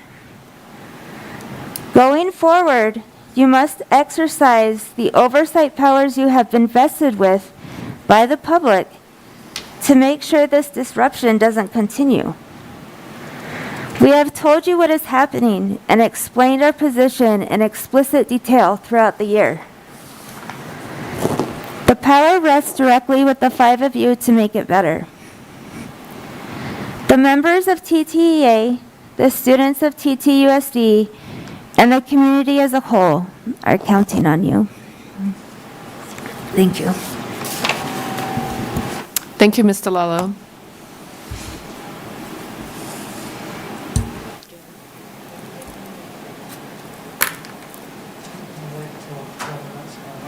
Thank you. Okay, thank you. We'll move on now to a public hearing. We are going to hold a public hearing on the local control accountability plan for 21-22. Superintendent Geisels? Yes, so Education Code mandates that by a certain date that we provide a public hearing on the local control accountability plan, and to do so, Ms. Valerie Simpson will be talking about this in depth.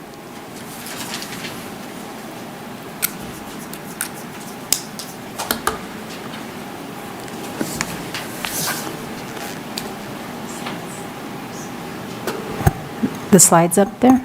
Yeah.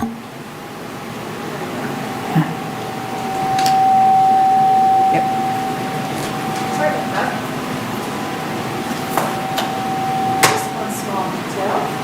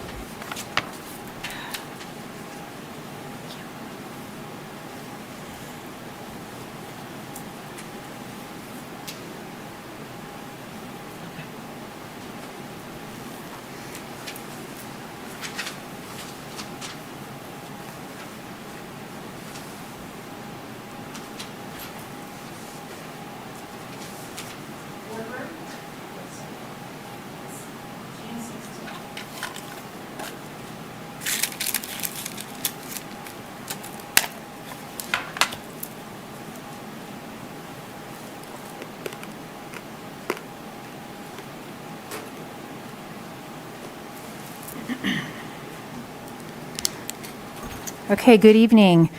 Tonight I will be presenting our local control accountability plan. And I will be, let's see, I've got my little clicker here. This year's plan was very comprehensive. I will be starting with the purpose of the local control accountability plan. And it is a plan that is set to analyze student learning data. Could be data such as attendance, or data such as the California Healthy Kids Survey results, or data like A through G and or SBAC, ELA, or math scores. And the intention of this plan is to analyze those results, identify needs, and then develop actions, goals, garner our resources to improve student learning, and then monitor how we're doing to achieve those goals. The LCAP overall is a 3-year plan, and this coming school year will be the beginning of a new 3-year cycle.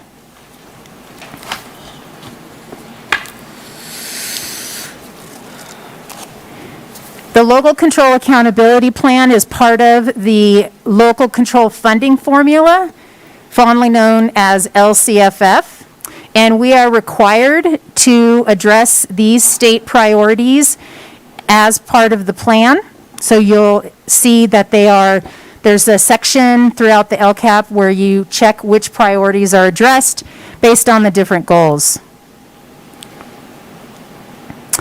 Because the LCAP is connected to the local control funding formula, and because we want to make sure that each and every student is college, career, and life ready, when they graduate from Tahoe Truckee Unified, you will see specific student groups addressed throughout this plan. I included this slide to convey the message that when we improve the outcomes for one student group in need, we are actually improving the system for all students. So this idea of rising tides float all boats. The other part that's important to know about the Local Control Accountability Plan is that it is just a small portion of what we do as a school district, and the more comprehensive plan would be our current Pathways Strategic Plan, which is one of those items that our superintendent addressed as being on the to-do list to start next year.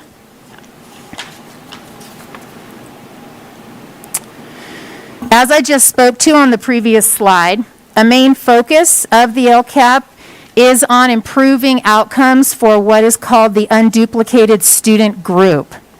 And the unduplicated students are considered the English learners, socioeconomically disadvantaged, and foster and homeless youth. This year, there's actually 3 main sections. As I said, very comprehensive.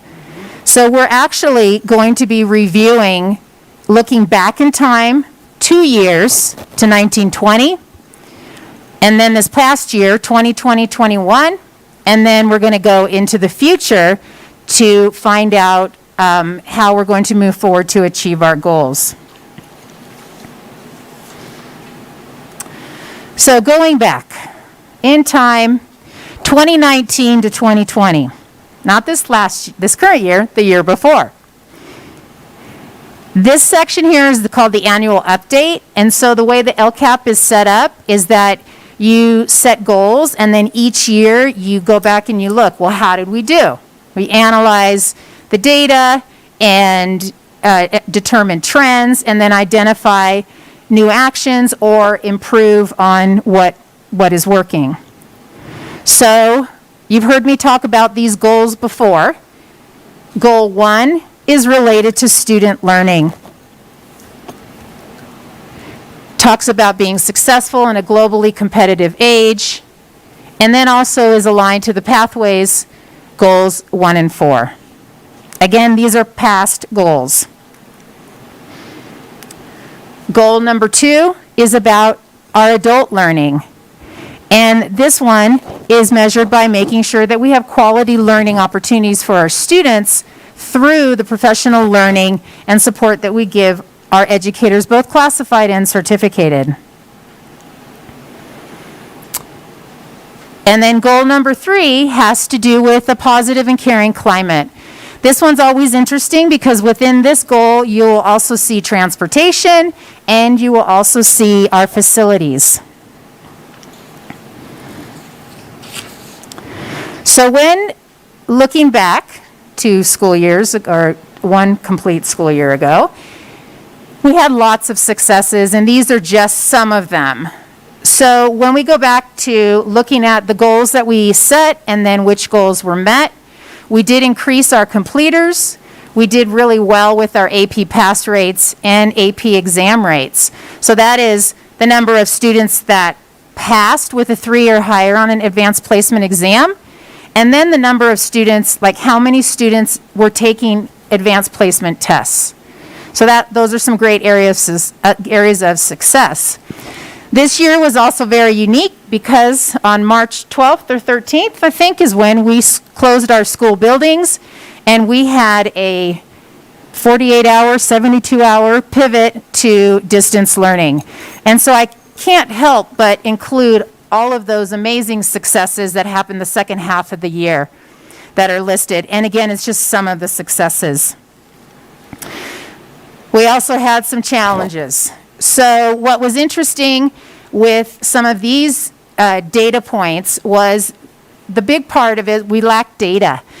Because we didn't administer the CASP data, we didn't have official chronic absenteeism data, so that was definitely one of the challenges. However, we did have graduation rate data, and we did have college and career indicator rate data. And so these are some areas that you're going to see come up again later as we look at our new 3-year cycle. Some of the challenges, it's interesting, in one of the parent superintendent meetings, we were talking about how the successes were also the challenges. The challenges were also the successes. So many of the challenges were overcome. Okay, so now we move into this current school year. And this current school year, I did not get to do an LCAP for 2021. I got to do a learning continuity plan. And this was an interesting plan to do. This is probably one of the most comprehensive plans I think I've ever worked on, and rightly so, because the goal of this plan is to focus on students continuing to learn despite events like a pandemic or other natural disasters that might happen. And again, so much to celebrate in our successes and then the challenges we overcame. So success is here. The teaching continued, the learning continued. The mitigation, just amazing how we were waiting, in some cases like, okay, can we open? Okay, if the stuff is here, we're going to go out and, I know at Truckee High School, those shields came in and they got up and we were able to open. And then I also need to continue to hold up our bilingual services and translation team, because they were definitely a amazing conduit to help support our families. Some challenges, just some of them. As I said, many of them were overcome. Less instructional time, all of the transitions that you've heard tonight, back and forth, in-person, hybrid, distance learning. Engaging students. Our teachers did an amazing job engaging our students with all kinds of creative ways. We've heard a lot about that actually in the last few days of our high school graduation ceremonies. And then I also need to hold up, like, a huge challenge that was addressed was that we have limited broadband choices. I learned so much working with Ed and his team about climbing into trees and putting up hotspots for our family so that they would have Wi-Fi. So again, a challenge we overcame. I am super proud to say that every single student in our district has access to Wi-Fi. Every single one of them. Yep. And the technology. So right here, I want to pause before I move to the next. Oh, I don't have my questions. I thought I put it. No, I didn't. Okay, that's okay. I wanted to pause right there before I go into the next section, which is taking us to the future. If there are any questions or comments on the last 2 school years. Not beyond the obvious. Okay. Okay. Okay, so moving now I was thinking about when I was getting ready for this presentation, like this is back to the future, right? Back, and then we're going to the future. So starting in our new school year, this was the LCAP, the Local Control Accountability Plan, that was intended to be implemented this past school year. However, it was replaced by the Learning Continuity Plan. Click. Oops, there it is. I had it in the wrong spot. Okay, so the LCAP section, so this is for the next 3 school years. There are 6 different main sections. I'm not going to go through all 6. I want to just highlight, again, like I just did with the other 2 plans. One thing that I was really excited about seeing last year when we were, or the year before, when we were getting ready to see what the new LCAP was going to look like, was this really effective table. It's a table that has different columns. On the far left is the metric, and then you identify what it is you're going to use to measure progress. You establish your baseline based on, in some cases, we're using CASP data from 2019. And then those yellow columns, they actually don't get completed until we do the analysis. And then the far right column, we complete on the onset of this plan because it's looking at like, okay, where are we now and where do we want to go? So that by June of 24 actually, June 2024, what is our target? What's our goal? And then we're able to clearly see how we're progressing towards that goal. You'll also see in the LCAP on this section under each goal that our data is all disaggregated to represent our all student group and then all of our other statistically significant student groups. So the data geek in me is excited about that. Okay, so one area that I do want to share with everybody is that our district was identified based on 2019 data that we are in need of differentiated assistance. So what this means is that we have 2 different student groups down below. You can see we have English learner and homeless students that are red or low, orange or red, in 2 priority groups. So 1 student group, 2 state priority areas. And so now we're required to look even closer at these 2 student groups and see what's happening with not only these 2 student groups in these areas, but also like what's happening with the system and how do we improve it. So prior to our school building closures, Mr. Santos and I had started to work with Placer County Office of Education to take a look at the system and dig into our data and try to figure out, well, what's going on here. In some cases, we have a very small homeless student group, and so that's really hard because they hold us to the percentages. It is what it is. We still know we have improvements that need to be made in the area of chronic absenteeism and suspension. In the area of English learners, this was very exciting, and I want to reach out and thank Ed Hilton and his department, because what we found here is that we had some data that we needed to, I'm going to say, clean up, enter more consistently, and so we are well on our way to making sure that this data that enters into ARIES is accurate and then also translates the way it's supposed to into the college and career indicator. So that is a huge success, and I'm looking forward to those. So going into goal number 1, very similar to the goal that you saw for the last cycle of the LCAP, although this one is definitely more targeted. It is targeted to look at increasing the college and career indicator prepared levels for these 4 student groups. So similar, not exactly the same. And I also want to hold up that this goal does not solely rest on the responsibility of the high schools. As our superintendent mentioned earlier, this idea of like a TK through 12 journey. So when we're looking at this goal, we are really looking at how do we improve the system? How do we improve students' learning experience as soon as they get here all the way through to graduation?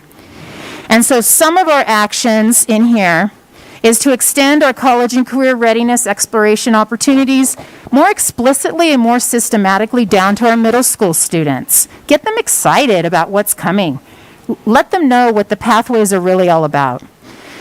One of the other bullets here I'm excited about is this using the college and career indicators as like a beacon for our students, and not waiting until 9th grade to say, oh, hey, by the way, you have to do X, Y, and Z in order to be prepared.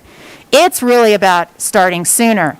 So we've developed some sample student readiness reports, and we had hoped to pilot them this year. It didn't quite work out, so we are going to go out with it next year and target some certain student groups and some grades to see how we can use those readiness reports that will outline and communicate the criteria that students need to be ready.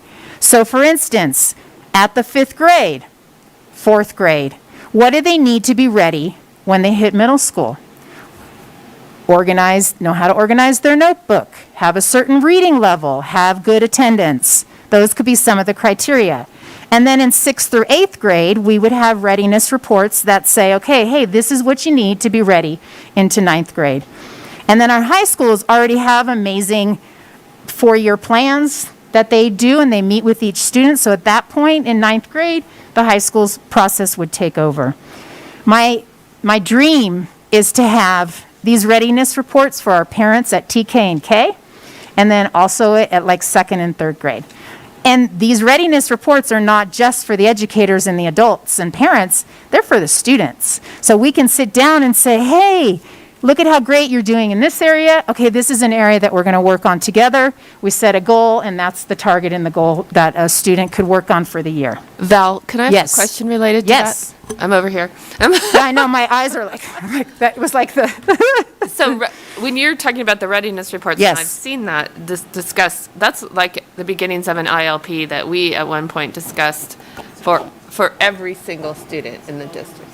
Yeah, yeah. Similar. Because it is on Yes. on our goals. It is on the pathways, yeah, individual. It is similar, yet it's really identifying like certain criteria. And it wouldn't be necessarily everything that a student would be working on. It would really focus in on, okay, what do you need to be ready for 6th grade and for 9th grade? Okay, Yep. okay, To gotcha. have students ready for college and career, to be prepared. Okay. And then one of the last things, I talked a lot about the readiness reports, is really looking at having supports in place to ensure that our professional learning communities, our structures are in place at each school. This is truly the heart of the improvement, is having our educators working together and learning together and adjusting and looking at the data and then continuing to monitor their impact. So that's a big piece of this one. You'll also see this in the next goal. Goal 1 metrics, very similar to what we've seen in the past. The college and career indicator, there's actually one indicator that got left off of that, and that's the college course credit that students get credit for being part of the college and career indicator. And just to be clear here, it does not mean that, oh, you get the seal up by literacy and all of a sudden you're considered prepared, right? They have this magical formula, like combinations of this and that. And if you're interested in that, you can Google this and see what it takes to be prepared, or you can email me and I will send that to you. One of the other metrics too we're looking at is creating a baseline for 5th and 8th graders to see how those readiness reports and how do we use those documents to increase those students being ready for the next grade. Okay, goal number 2. This goal, again, similar, yet this one is new. You'll see targeted student groups in here. And again, this one is focused around adult learning. So we just continue to get better and better. And the big heart again of this one is around the professional learning communities, as I already mentioned. And then also out of those professional learning communities, and also just conversations and feedback, is what kind of professional learning are teachers interested in? Or maybe they need because they're a new teacher and they haven't had the official training to use Study Sync. So much of this is like, how do we onboard our new teachers as well as continue to grow them while they're here in TTUSD? The metrics for this goal are very simple. We'll look at how our students did on our Goal 1 metrics. We'll also be using professional learning exit tickets. This was one, again, that we started, a common exit ticket for all of our professional learning sessions. We started this the year we shut down in 19 and got some good results. Those exit tickets are looked at every single time after a professional learning session. How do we facilitate? What can we do differently? And then also, which I think is the most important part, is what does this team need next so that we can then use their input to help continue to support their learning and growth.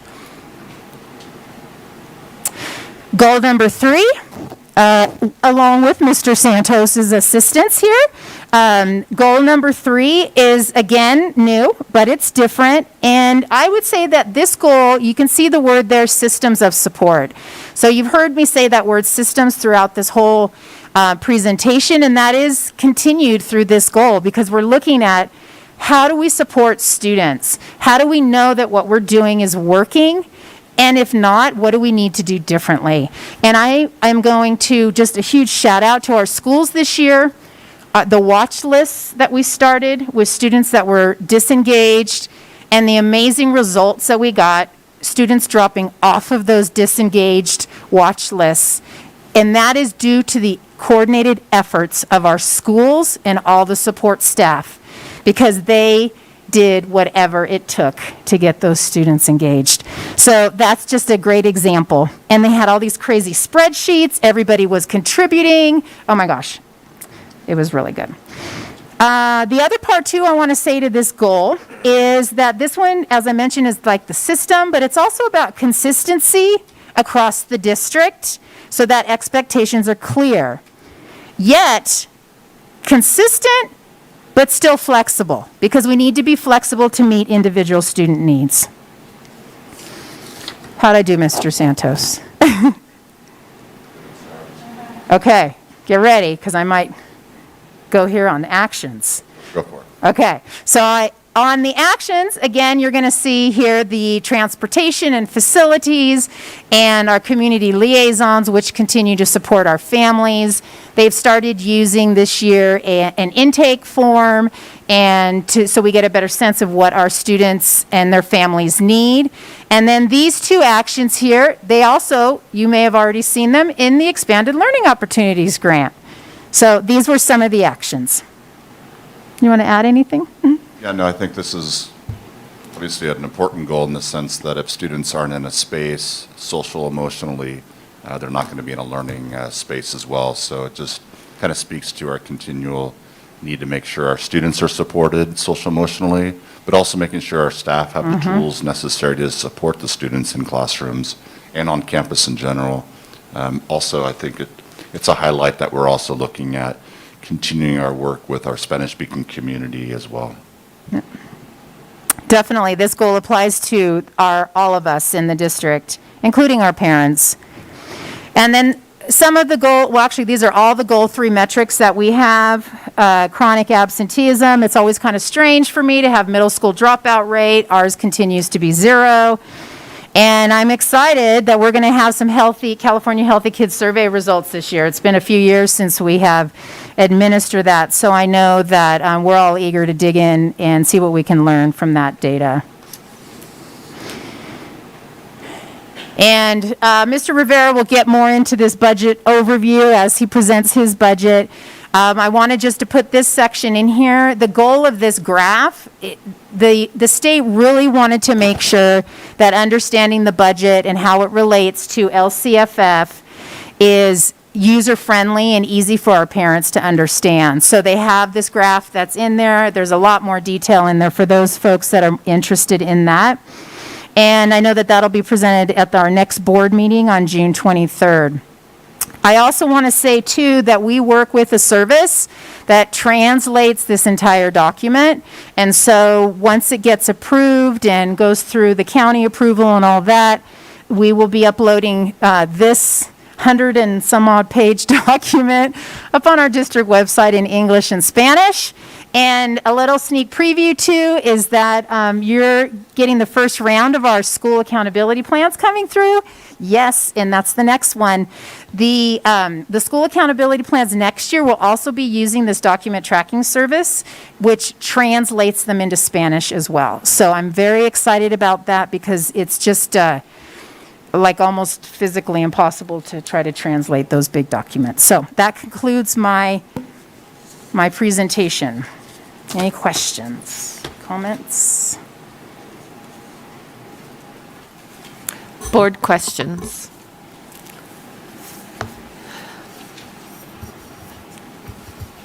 I have a question about knowing where our students are now. I mean, we want to measure progress and we want to see what's working and what's not.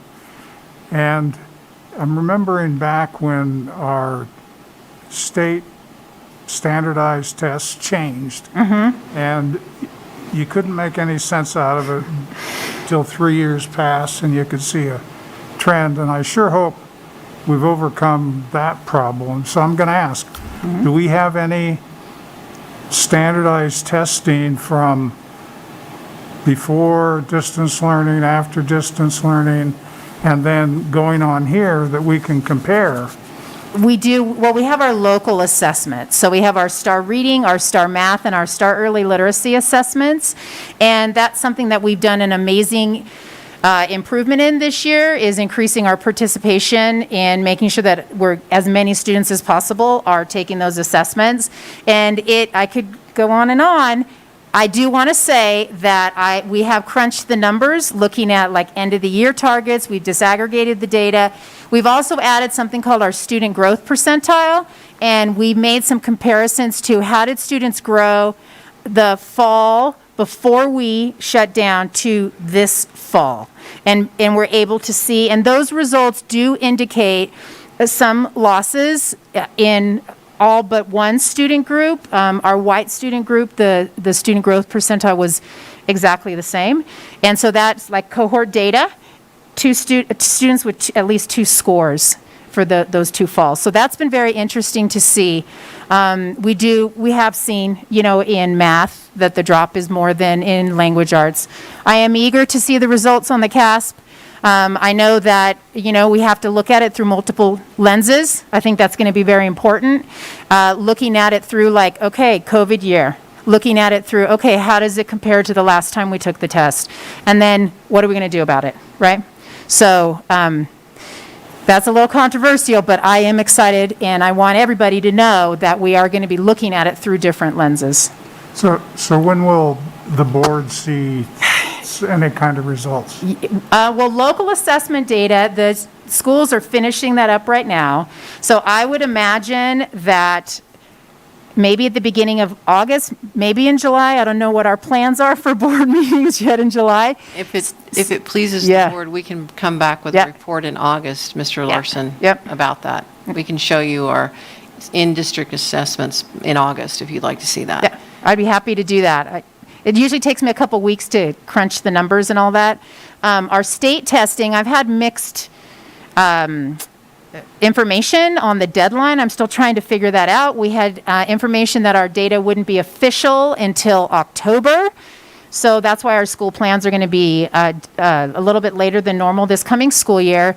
However, parents will be getting results in the summer. So that makes me wonder, maybe we will get our unofficial results that typically principals would be able to see right now. So I don't know if anybody's actually even seen any results in there yet. So there's a little bit of uncertainty. Chris, Dee Dee? So I have, so I just want to acknowledge the 3 principals and vice assistant principal who were here who created this. School plans. I did notice some interesting information in here that I appreciate. I went in this with kind of, how do I say this kindly, not wildly high expectations because of what's been going on. Yeah. And I do appreciate some of the thoughtfulness and the forward looking and some of the data that was collected at Truckee High and at Truckee L. in particular that will give us something to measure off of in the future, because like Galen, I feel like we have this gap. I know you guys know that. I'm stating the obvious here. But so that's really frustrating. But that's just another result of what we've endured over the last 15 months. But interesting things like, Truckee L was seeing a reduction in absenteeism, in chronic absenteeism. Yay, team. And hopefully we'll see that as we move forward too. AP participation and other data points like that. Discussion on the actual school population, which is super interesting and will need to follow over the next few years based on what's going on in our community, housing-wise, and who can be here. So I do appreciate that you guys piece these together as best as you possibly could, and want to appreciate the information that it did provide on what's going on with the schools. So, but that data gap it's going to haunt us for a little while, I think. And I know we're doing our best. And the local assessments will help. Also done in a weird environment. Right? Just have another comment. Excuse me? I have another comment, great. since you're bringing up this. It was disappointing to see comments like, we couldn't measure it because CASP was not administered. But we do have STAR testing, I hear, and to have us just pass over that without even saying, did they get worse or did they get better, or where are we? So that's a key responsibility for the board, is to make sure that we're making progress. And when we don't have anything reported, that's not good. And again, that is one area where there's a gap. So the goal was specific to CASP score, either in ELA or math, or even in, LPAC was actually administered. And there's no way to measure whether that gain was made because the tests were not administered. So we do have local assessment data in there, so the schools were able to measure that. Again, the administration was a little bit different, unusual. And moving forward, we will still continue to have some local assessment data in our school plans as we move forward, even though we're going to be using this document tracking service. But I get what you're saying. It's frustrating. It's the same, like we don't have official chronic absenteeism data. We don't have official suspension data. And we just don't have it. That part is out of our control, not having that state official data. But you did say we had STAR data, and there isn't any mention of that in here. I mean, we could, as good or as bad as it is, at least have some indicator. Yep.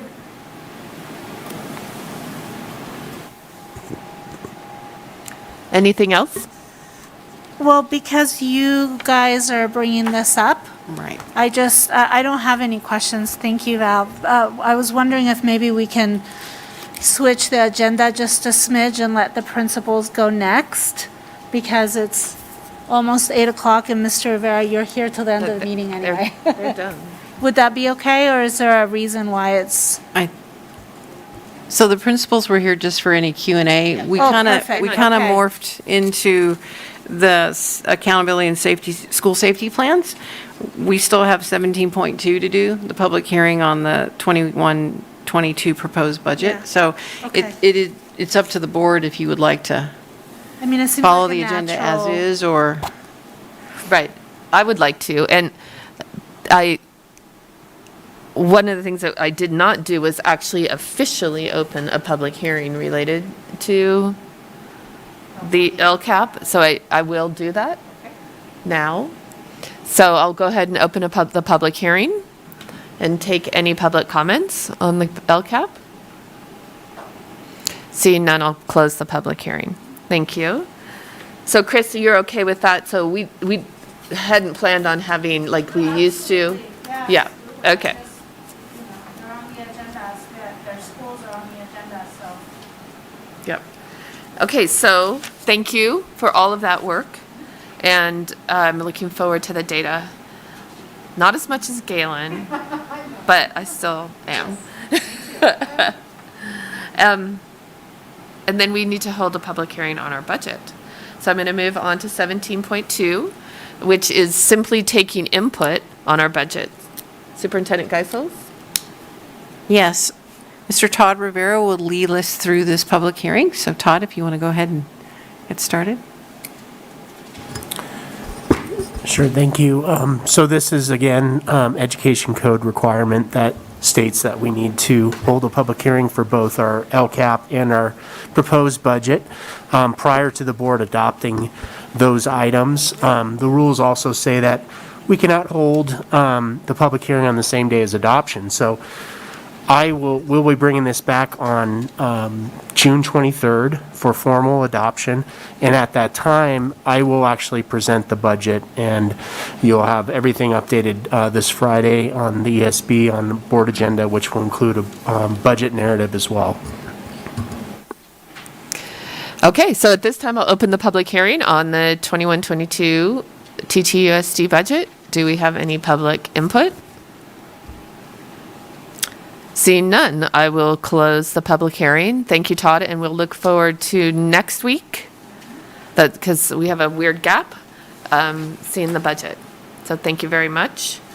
Okay, so I know where my brain kind of skipped. So here we are at 18.1 on the accountability and school safety plans, which I moved into early.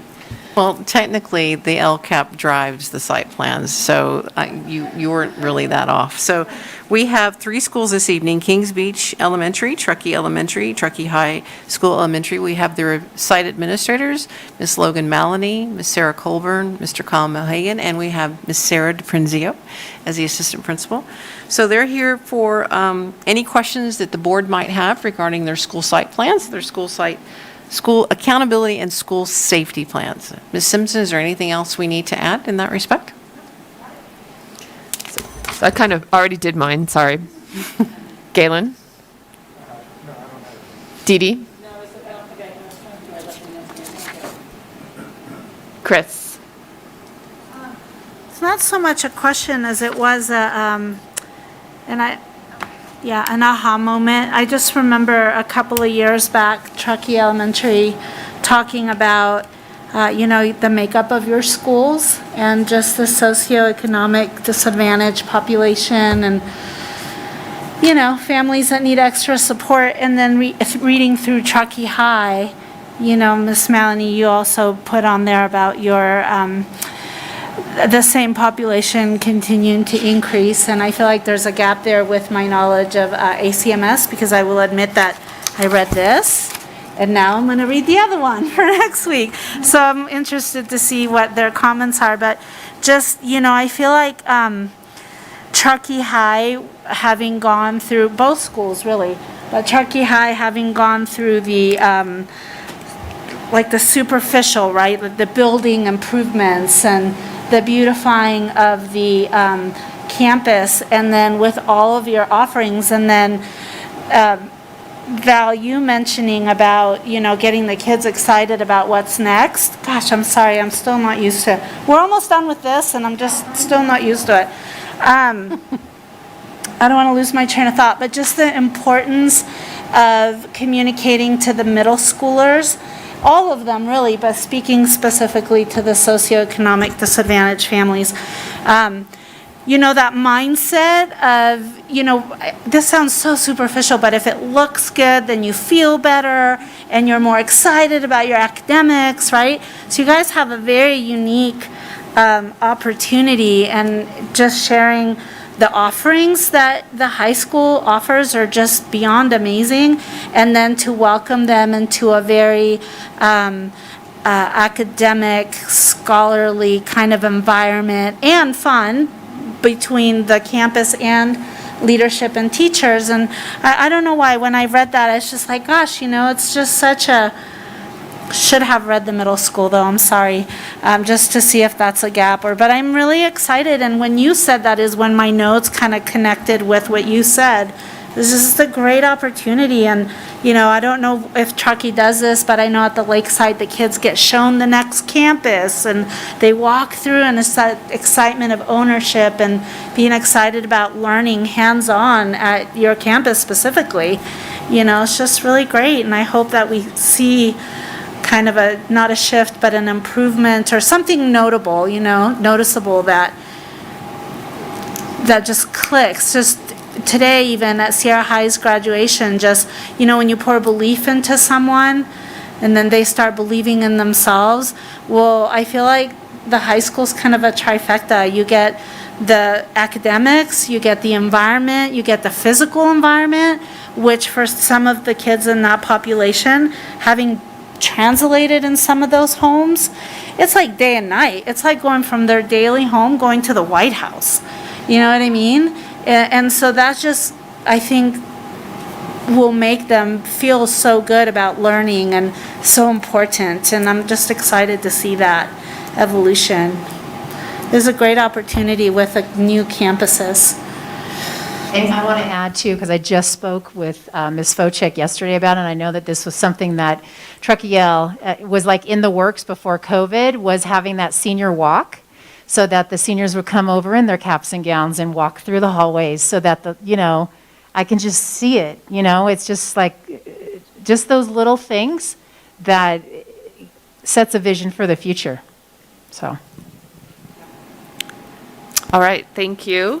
So we will then take a motion to accept these accountability plans. Yes. So I'll make a motion to accept the accountability and school safety plans, and thank you so much for doing that. I second. All in favor? Aye. Aye. Aye. Aye. Thank you. Thank you guys so much. Thank you. Please go home. Amongst everything else. Ms. yes, Phoebus, and you please too. Go home. Head home. Thank you so much for staying.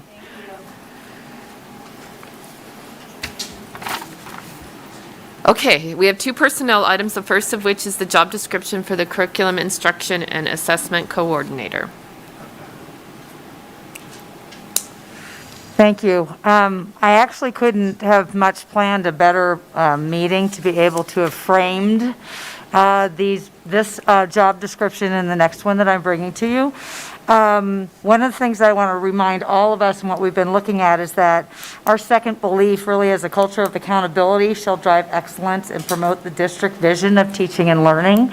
And we've heard a lot about the need to really look at that accountability piece, looking at that. This position of the coordinator of curriculum, instruction, and assessment really is to support the development, implement, and monitoring of a comprehensive student data and assessment system that connects that assessment with instruction. And this will be funded for 1 year, and it's funded with the ELO and CAL grants. Thank you. Questions from the board? Public comment? Would someone like to move approval of the job description? I just have I'm sorry, I have a question on when we do these jobs that we create and they're funded for just 1 year, and then our assumption is that we're going to keep this position and then we're going to fund it with the general funds? Is that how it will work? Like it's sort of like a pilot program, for lack of a better word? It's a pilot in looking at, when we're looking at really needing to look at that assessment and accountability, is this position going to provide that next year and into the future? So it's really looking at what happens next year with it, and we'll have to reevaluate it at that time. Okay, thank you. With that, I'll make a motion to approve. I'll second. Did I ask for public comment already? I can't recall. Okay. All in favor? Aye. Aye. Aye. Aye. Thank you. And next we have approved proposed new job description for Coordinator of Technology, Information, and Systems Administration. Correct. Again, I couldn't have asked for a better board meeting, because what was highlighted tonight was all of the ways that the technology department needed to step up and support our students this year. And with that came expanded need, not only just for computers and that, but the technology itself itself and increasing the infrastructure. So with that, this position was designed in order to provide the extra support, but in addition, we are closing the supervisor of technology position. So this is one that would be replacing the supervisor of technology position. So it's a swap, Yes. not an ad.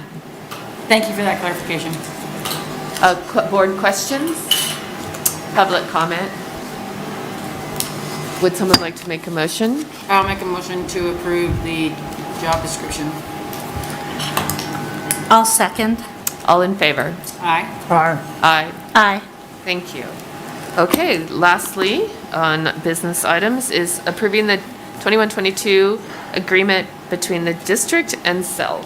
Yes, so Mr. Rivera is going to talk about the annual exercise of our agreement with CELS that includes fees, services, facilities, food service, oversight, and snow removal, and special education, transportation, and technology. Yes, thank you. I mean, that really sums it up. This is just, we do this every year with CELS, and it's our agreement to, in lieu of a Proposition 39 request. So we do provide CELS with facilities in which we charge fees for the utility portion. We don't actually charge rent on those facilities. Also, as far as special education services, the district treats CELS pretty much as a district school. So we do contract with them for special education services, and there is, in this agreement, the model in which they are charged fees for those services. In addition, we provide some technology services, food services, as well as some maintenance and snow removal. Thank you, Todd. I did take a look at last year's, this is consistent with what we've done in the past. Board questions? Public comment? Would someone like to make a motion to approve this agreement? I'll make a motion to approve this agreement with CELS. I'll second. All in favor? Aye. Aye. Aye. Aye. Thank you. So we're at board comments. Miss Driller. Thank you very much for letting me start. Lupita, I'm gonna need the written ones. I didn't do too well on my virtual. Can you do these paper ones? Just another paper. I wasn't gonna do paper copies, but I think I'm gonna do better at that. I had a hard time on my computer. And then the only other really scary request is I love that this is really big, but is there any way we could either do it double-sided? I can't handle that. Sorry. Yep. Thank you. Thank you. There's part of them. Okay, so then for me, I have only fallen off my mountain bike twice, which isn't bad. I've been doing the bike training with the high school at North Tahoe and the middle school, which has been awesome, and Jesse Ernst has done a fantastic job at rallying the troops, and we have a lot more younger kids, and the middle school's got a lot of kids on there. I'm still solidly pushing for a bike program over at the North Tahoe School, similar to Gone Boarding over at the Truckee High School side. That's my mission for my bike plug. Measure A oversight meeting, I did attend that, and we are on hold until next year. We regrouped, we hadn't regrouped at all, and then we regrouped, and then we were on a summer break. And then I did participate in the Literacy Day yesterday at Tahoe Lake Elementary School in Red, where the wild things are 10 times. And I belted, oh my gosh, it was hot. I was in a sweatsuit. I was in Max's hot suit, which was very exciting. And then again, this is always the best part. We get to do the graduations and celebrations. I made it to Tahoe, North Tahoe's award night. And then the graduations are always just a culmination of craziness and just amazing kids, but then also resiliencies and all across the board. But our community sends it. Just the amount of, and I did speak to Phyllis from the Truckee Community Foundation, and she did get great accolades at North Tahoe for spearheading this. And I have to publicly say that you can't imagine how much, she just has been, I guess everyone has, but the amount of different people that came up with different resources and different grants, that we had a totally different group of recipients. And we had kids that smiled that probably never would have gotten that much money in a normal situation. And there were some huge smiles and just the belief in them. And I think our community believes in our students. And I think it's so apparent with what we found at the end of this graduation. On just so many different levels in so many different venues. And I'm just really, I look at, there's definitely tough times with COVID, but this is a phenomenal place. And yeah, it's tough to live here expensive wise, but you know, we have a choice, and this is probably the best place to be. So I'm glad to be part of the school district, and I'm glad to have our kids just get so much out of this. Galen? Thank you for my things. You're welcome. So I've been reflecting on Jess DeLallo's comments. Of course, this whole subject has been on my mind for quite a while, and I'm happy to see that Mr. Stakely is still here, and I hope maybe a few teachers are still watching. First, I'd like the teachers to know that in general, I believe teachers are underpaid. I've believed that forever, and I substitute taught for a while. I saw the work they did, and coming from my engineering background, I could compare workload, creativity, dedication, and salary. And I'll say again, I believe that teachers are underpaid. It's a national problem. It's not just ours. But that's where I come from on negotiations, is how much can we afford? The district gets a certain amount of money. That's it. And fortunately, it grows every year, and so that we do have record revenue every year, but it's not always a lot. And when it is, I would just observe that the board asked Todd, how much can we give? I mean, we have expenses, and that's where I think we're getting in trouble, is I don't think we all understand what attachments come with some of the money we get, especially the one time. And the attachments have to do with where it can be spent and how it can be spent. But when you mush it all together, it's record revenue growth that really can't translate directly into how much is available for salaries. But Todd works that out. He tells us what we can do. We will occasionally say, gee, do we have to spend money on this or that? And can we use it for salaries? This has happened in the past.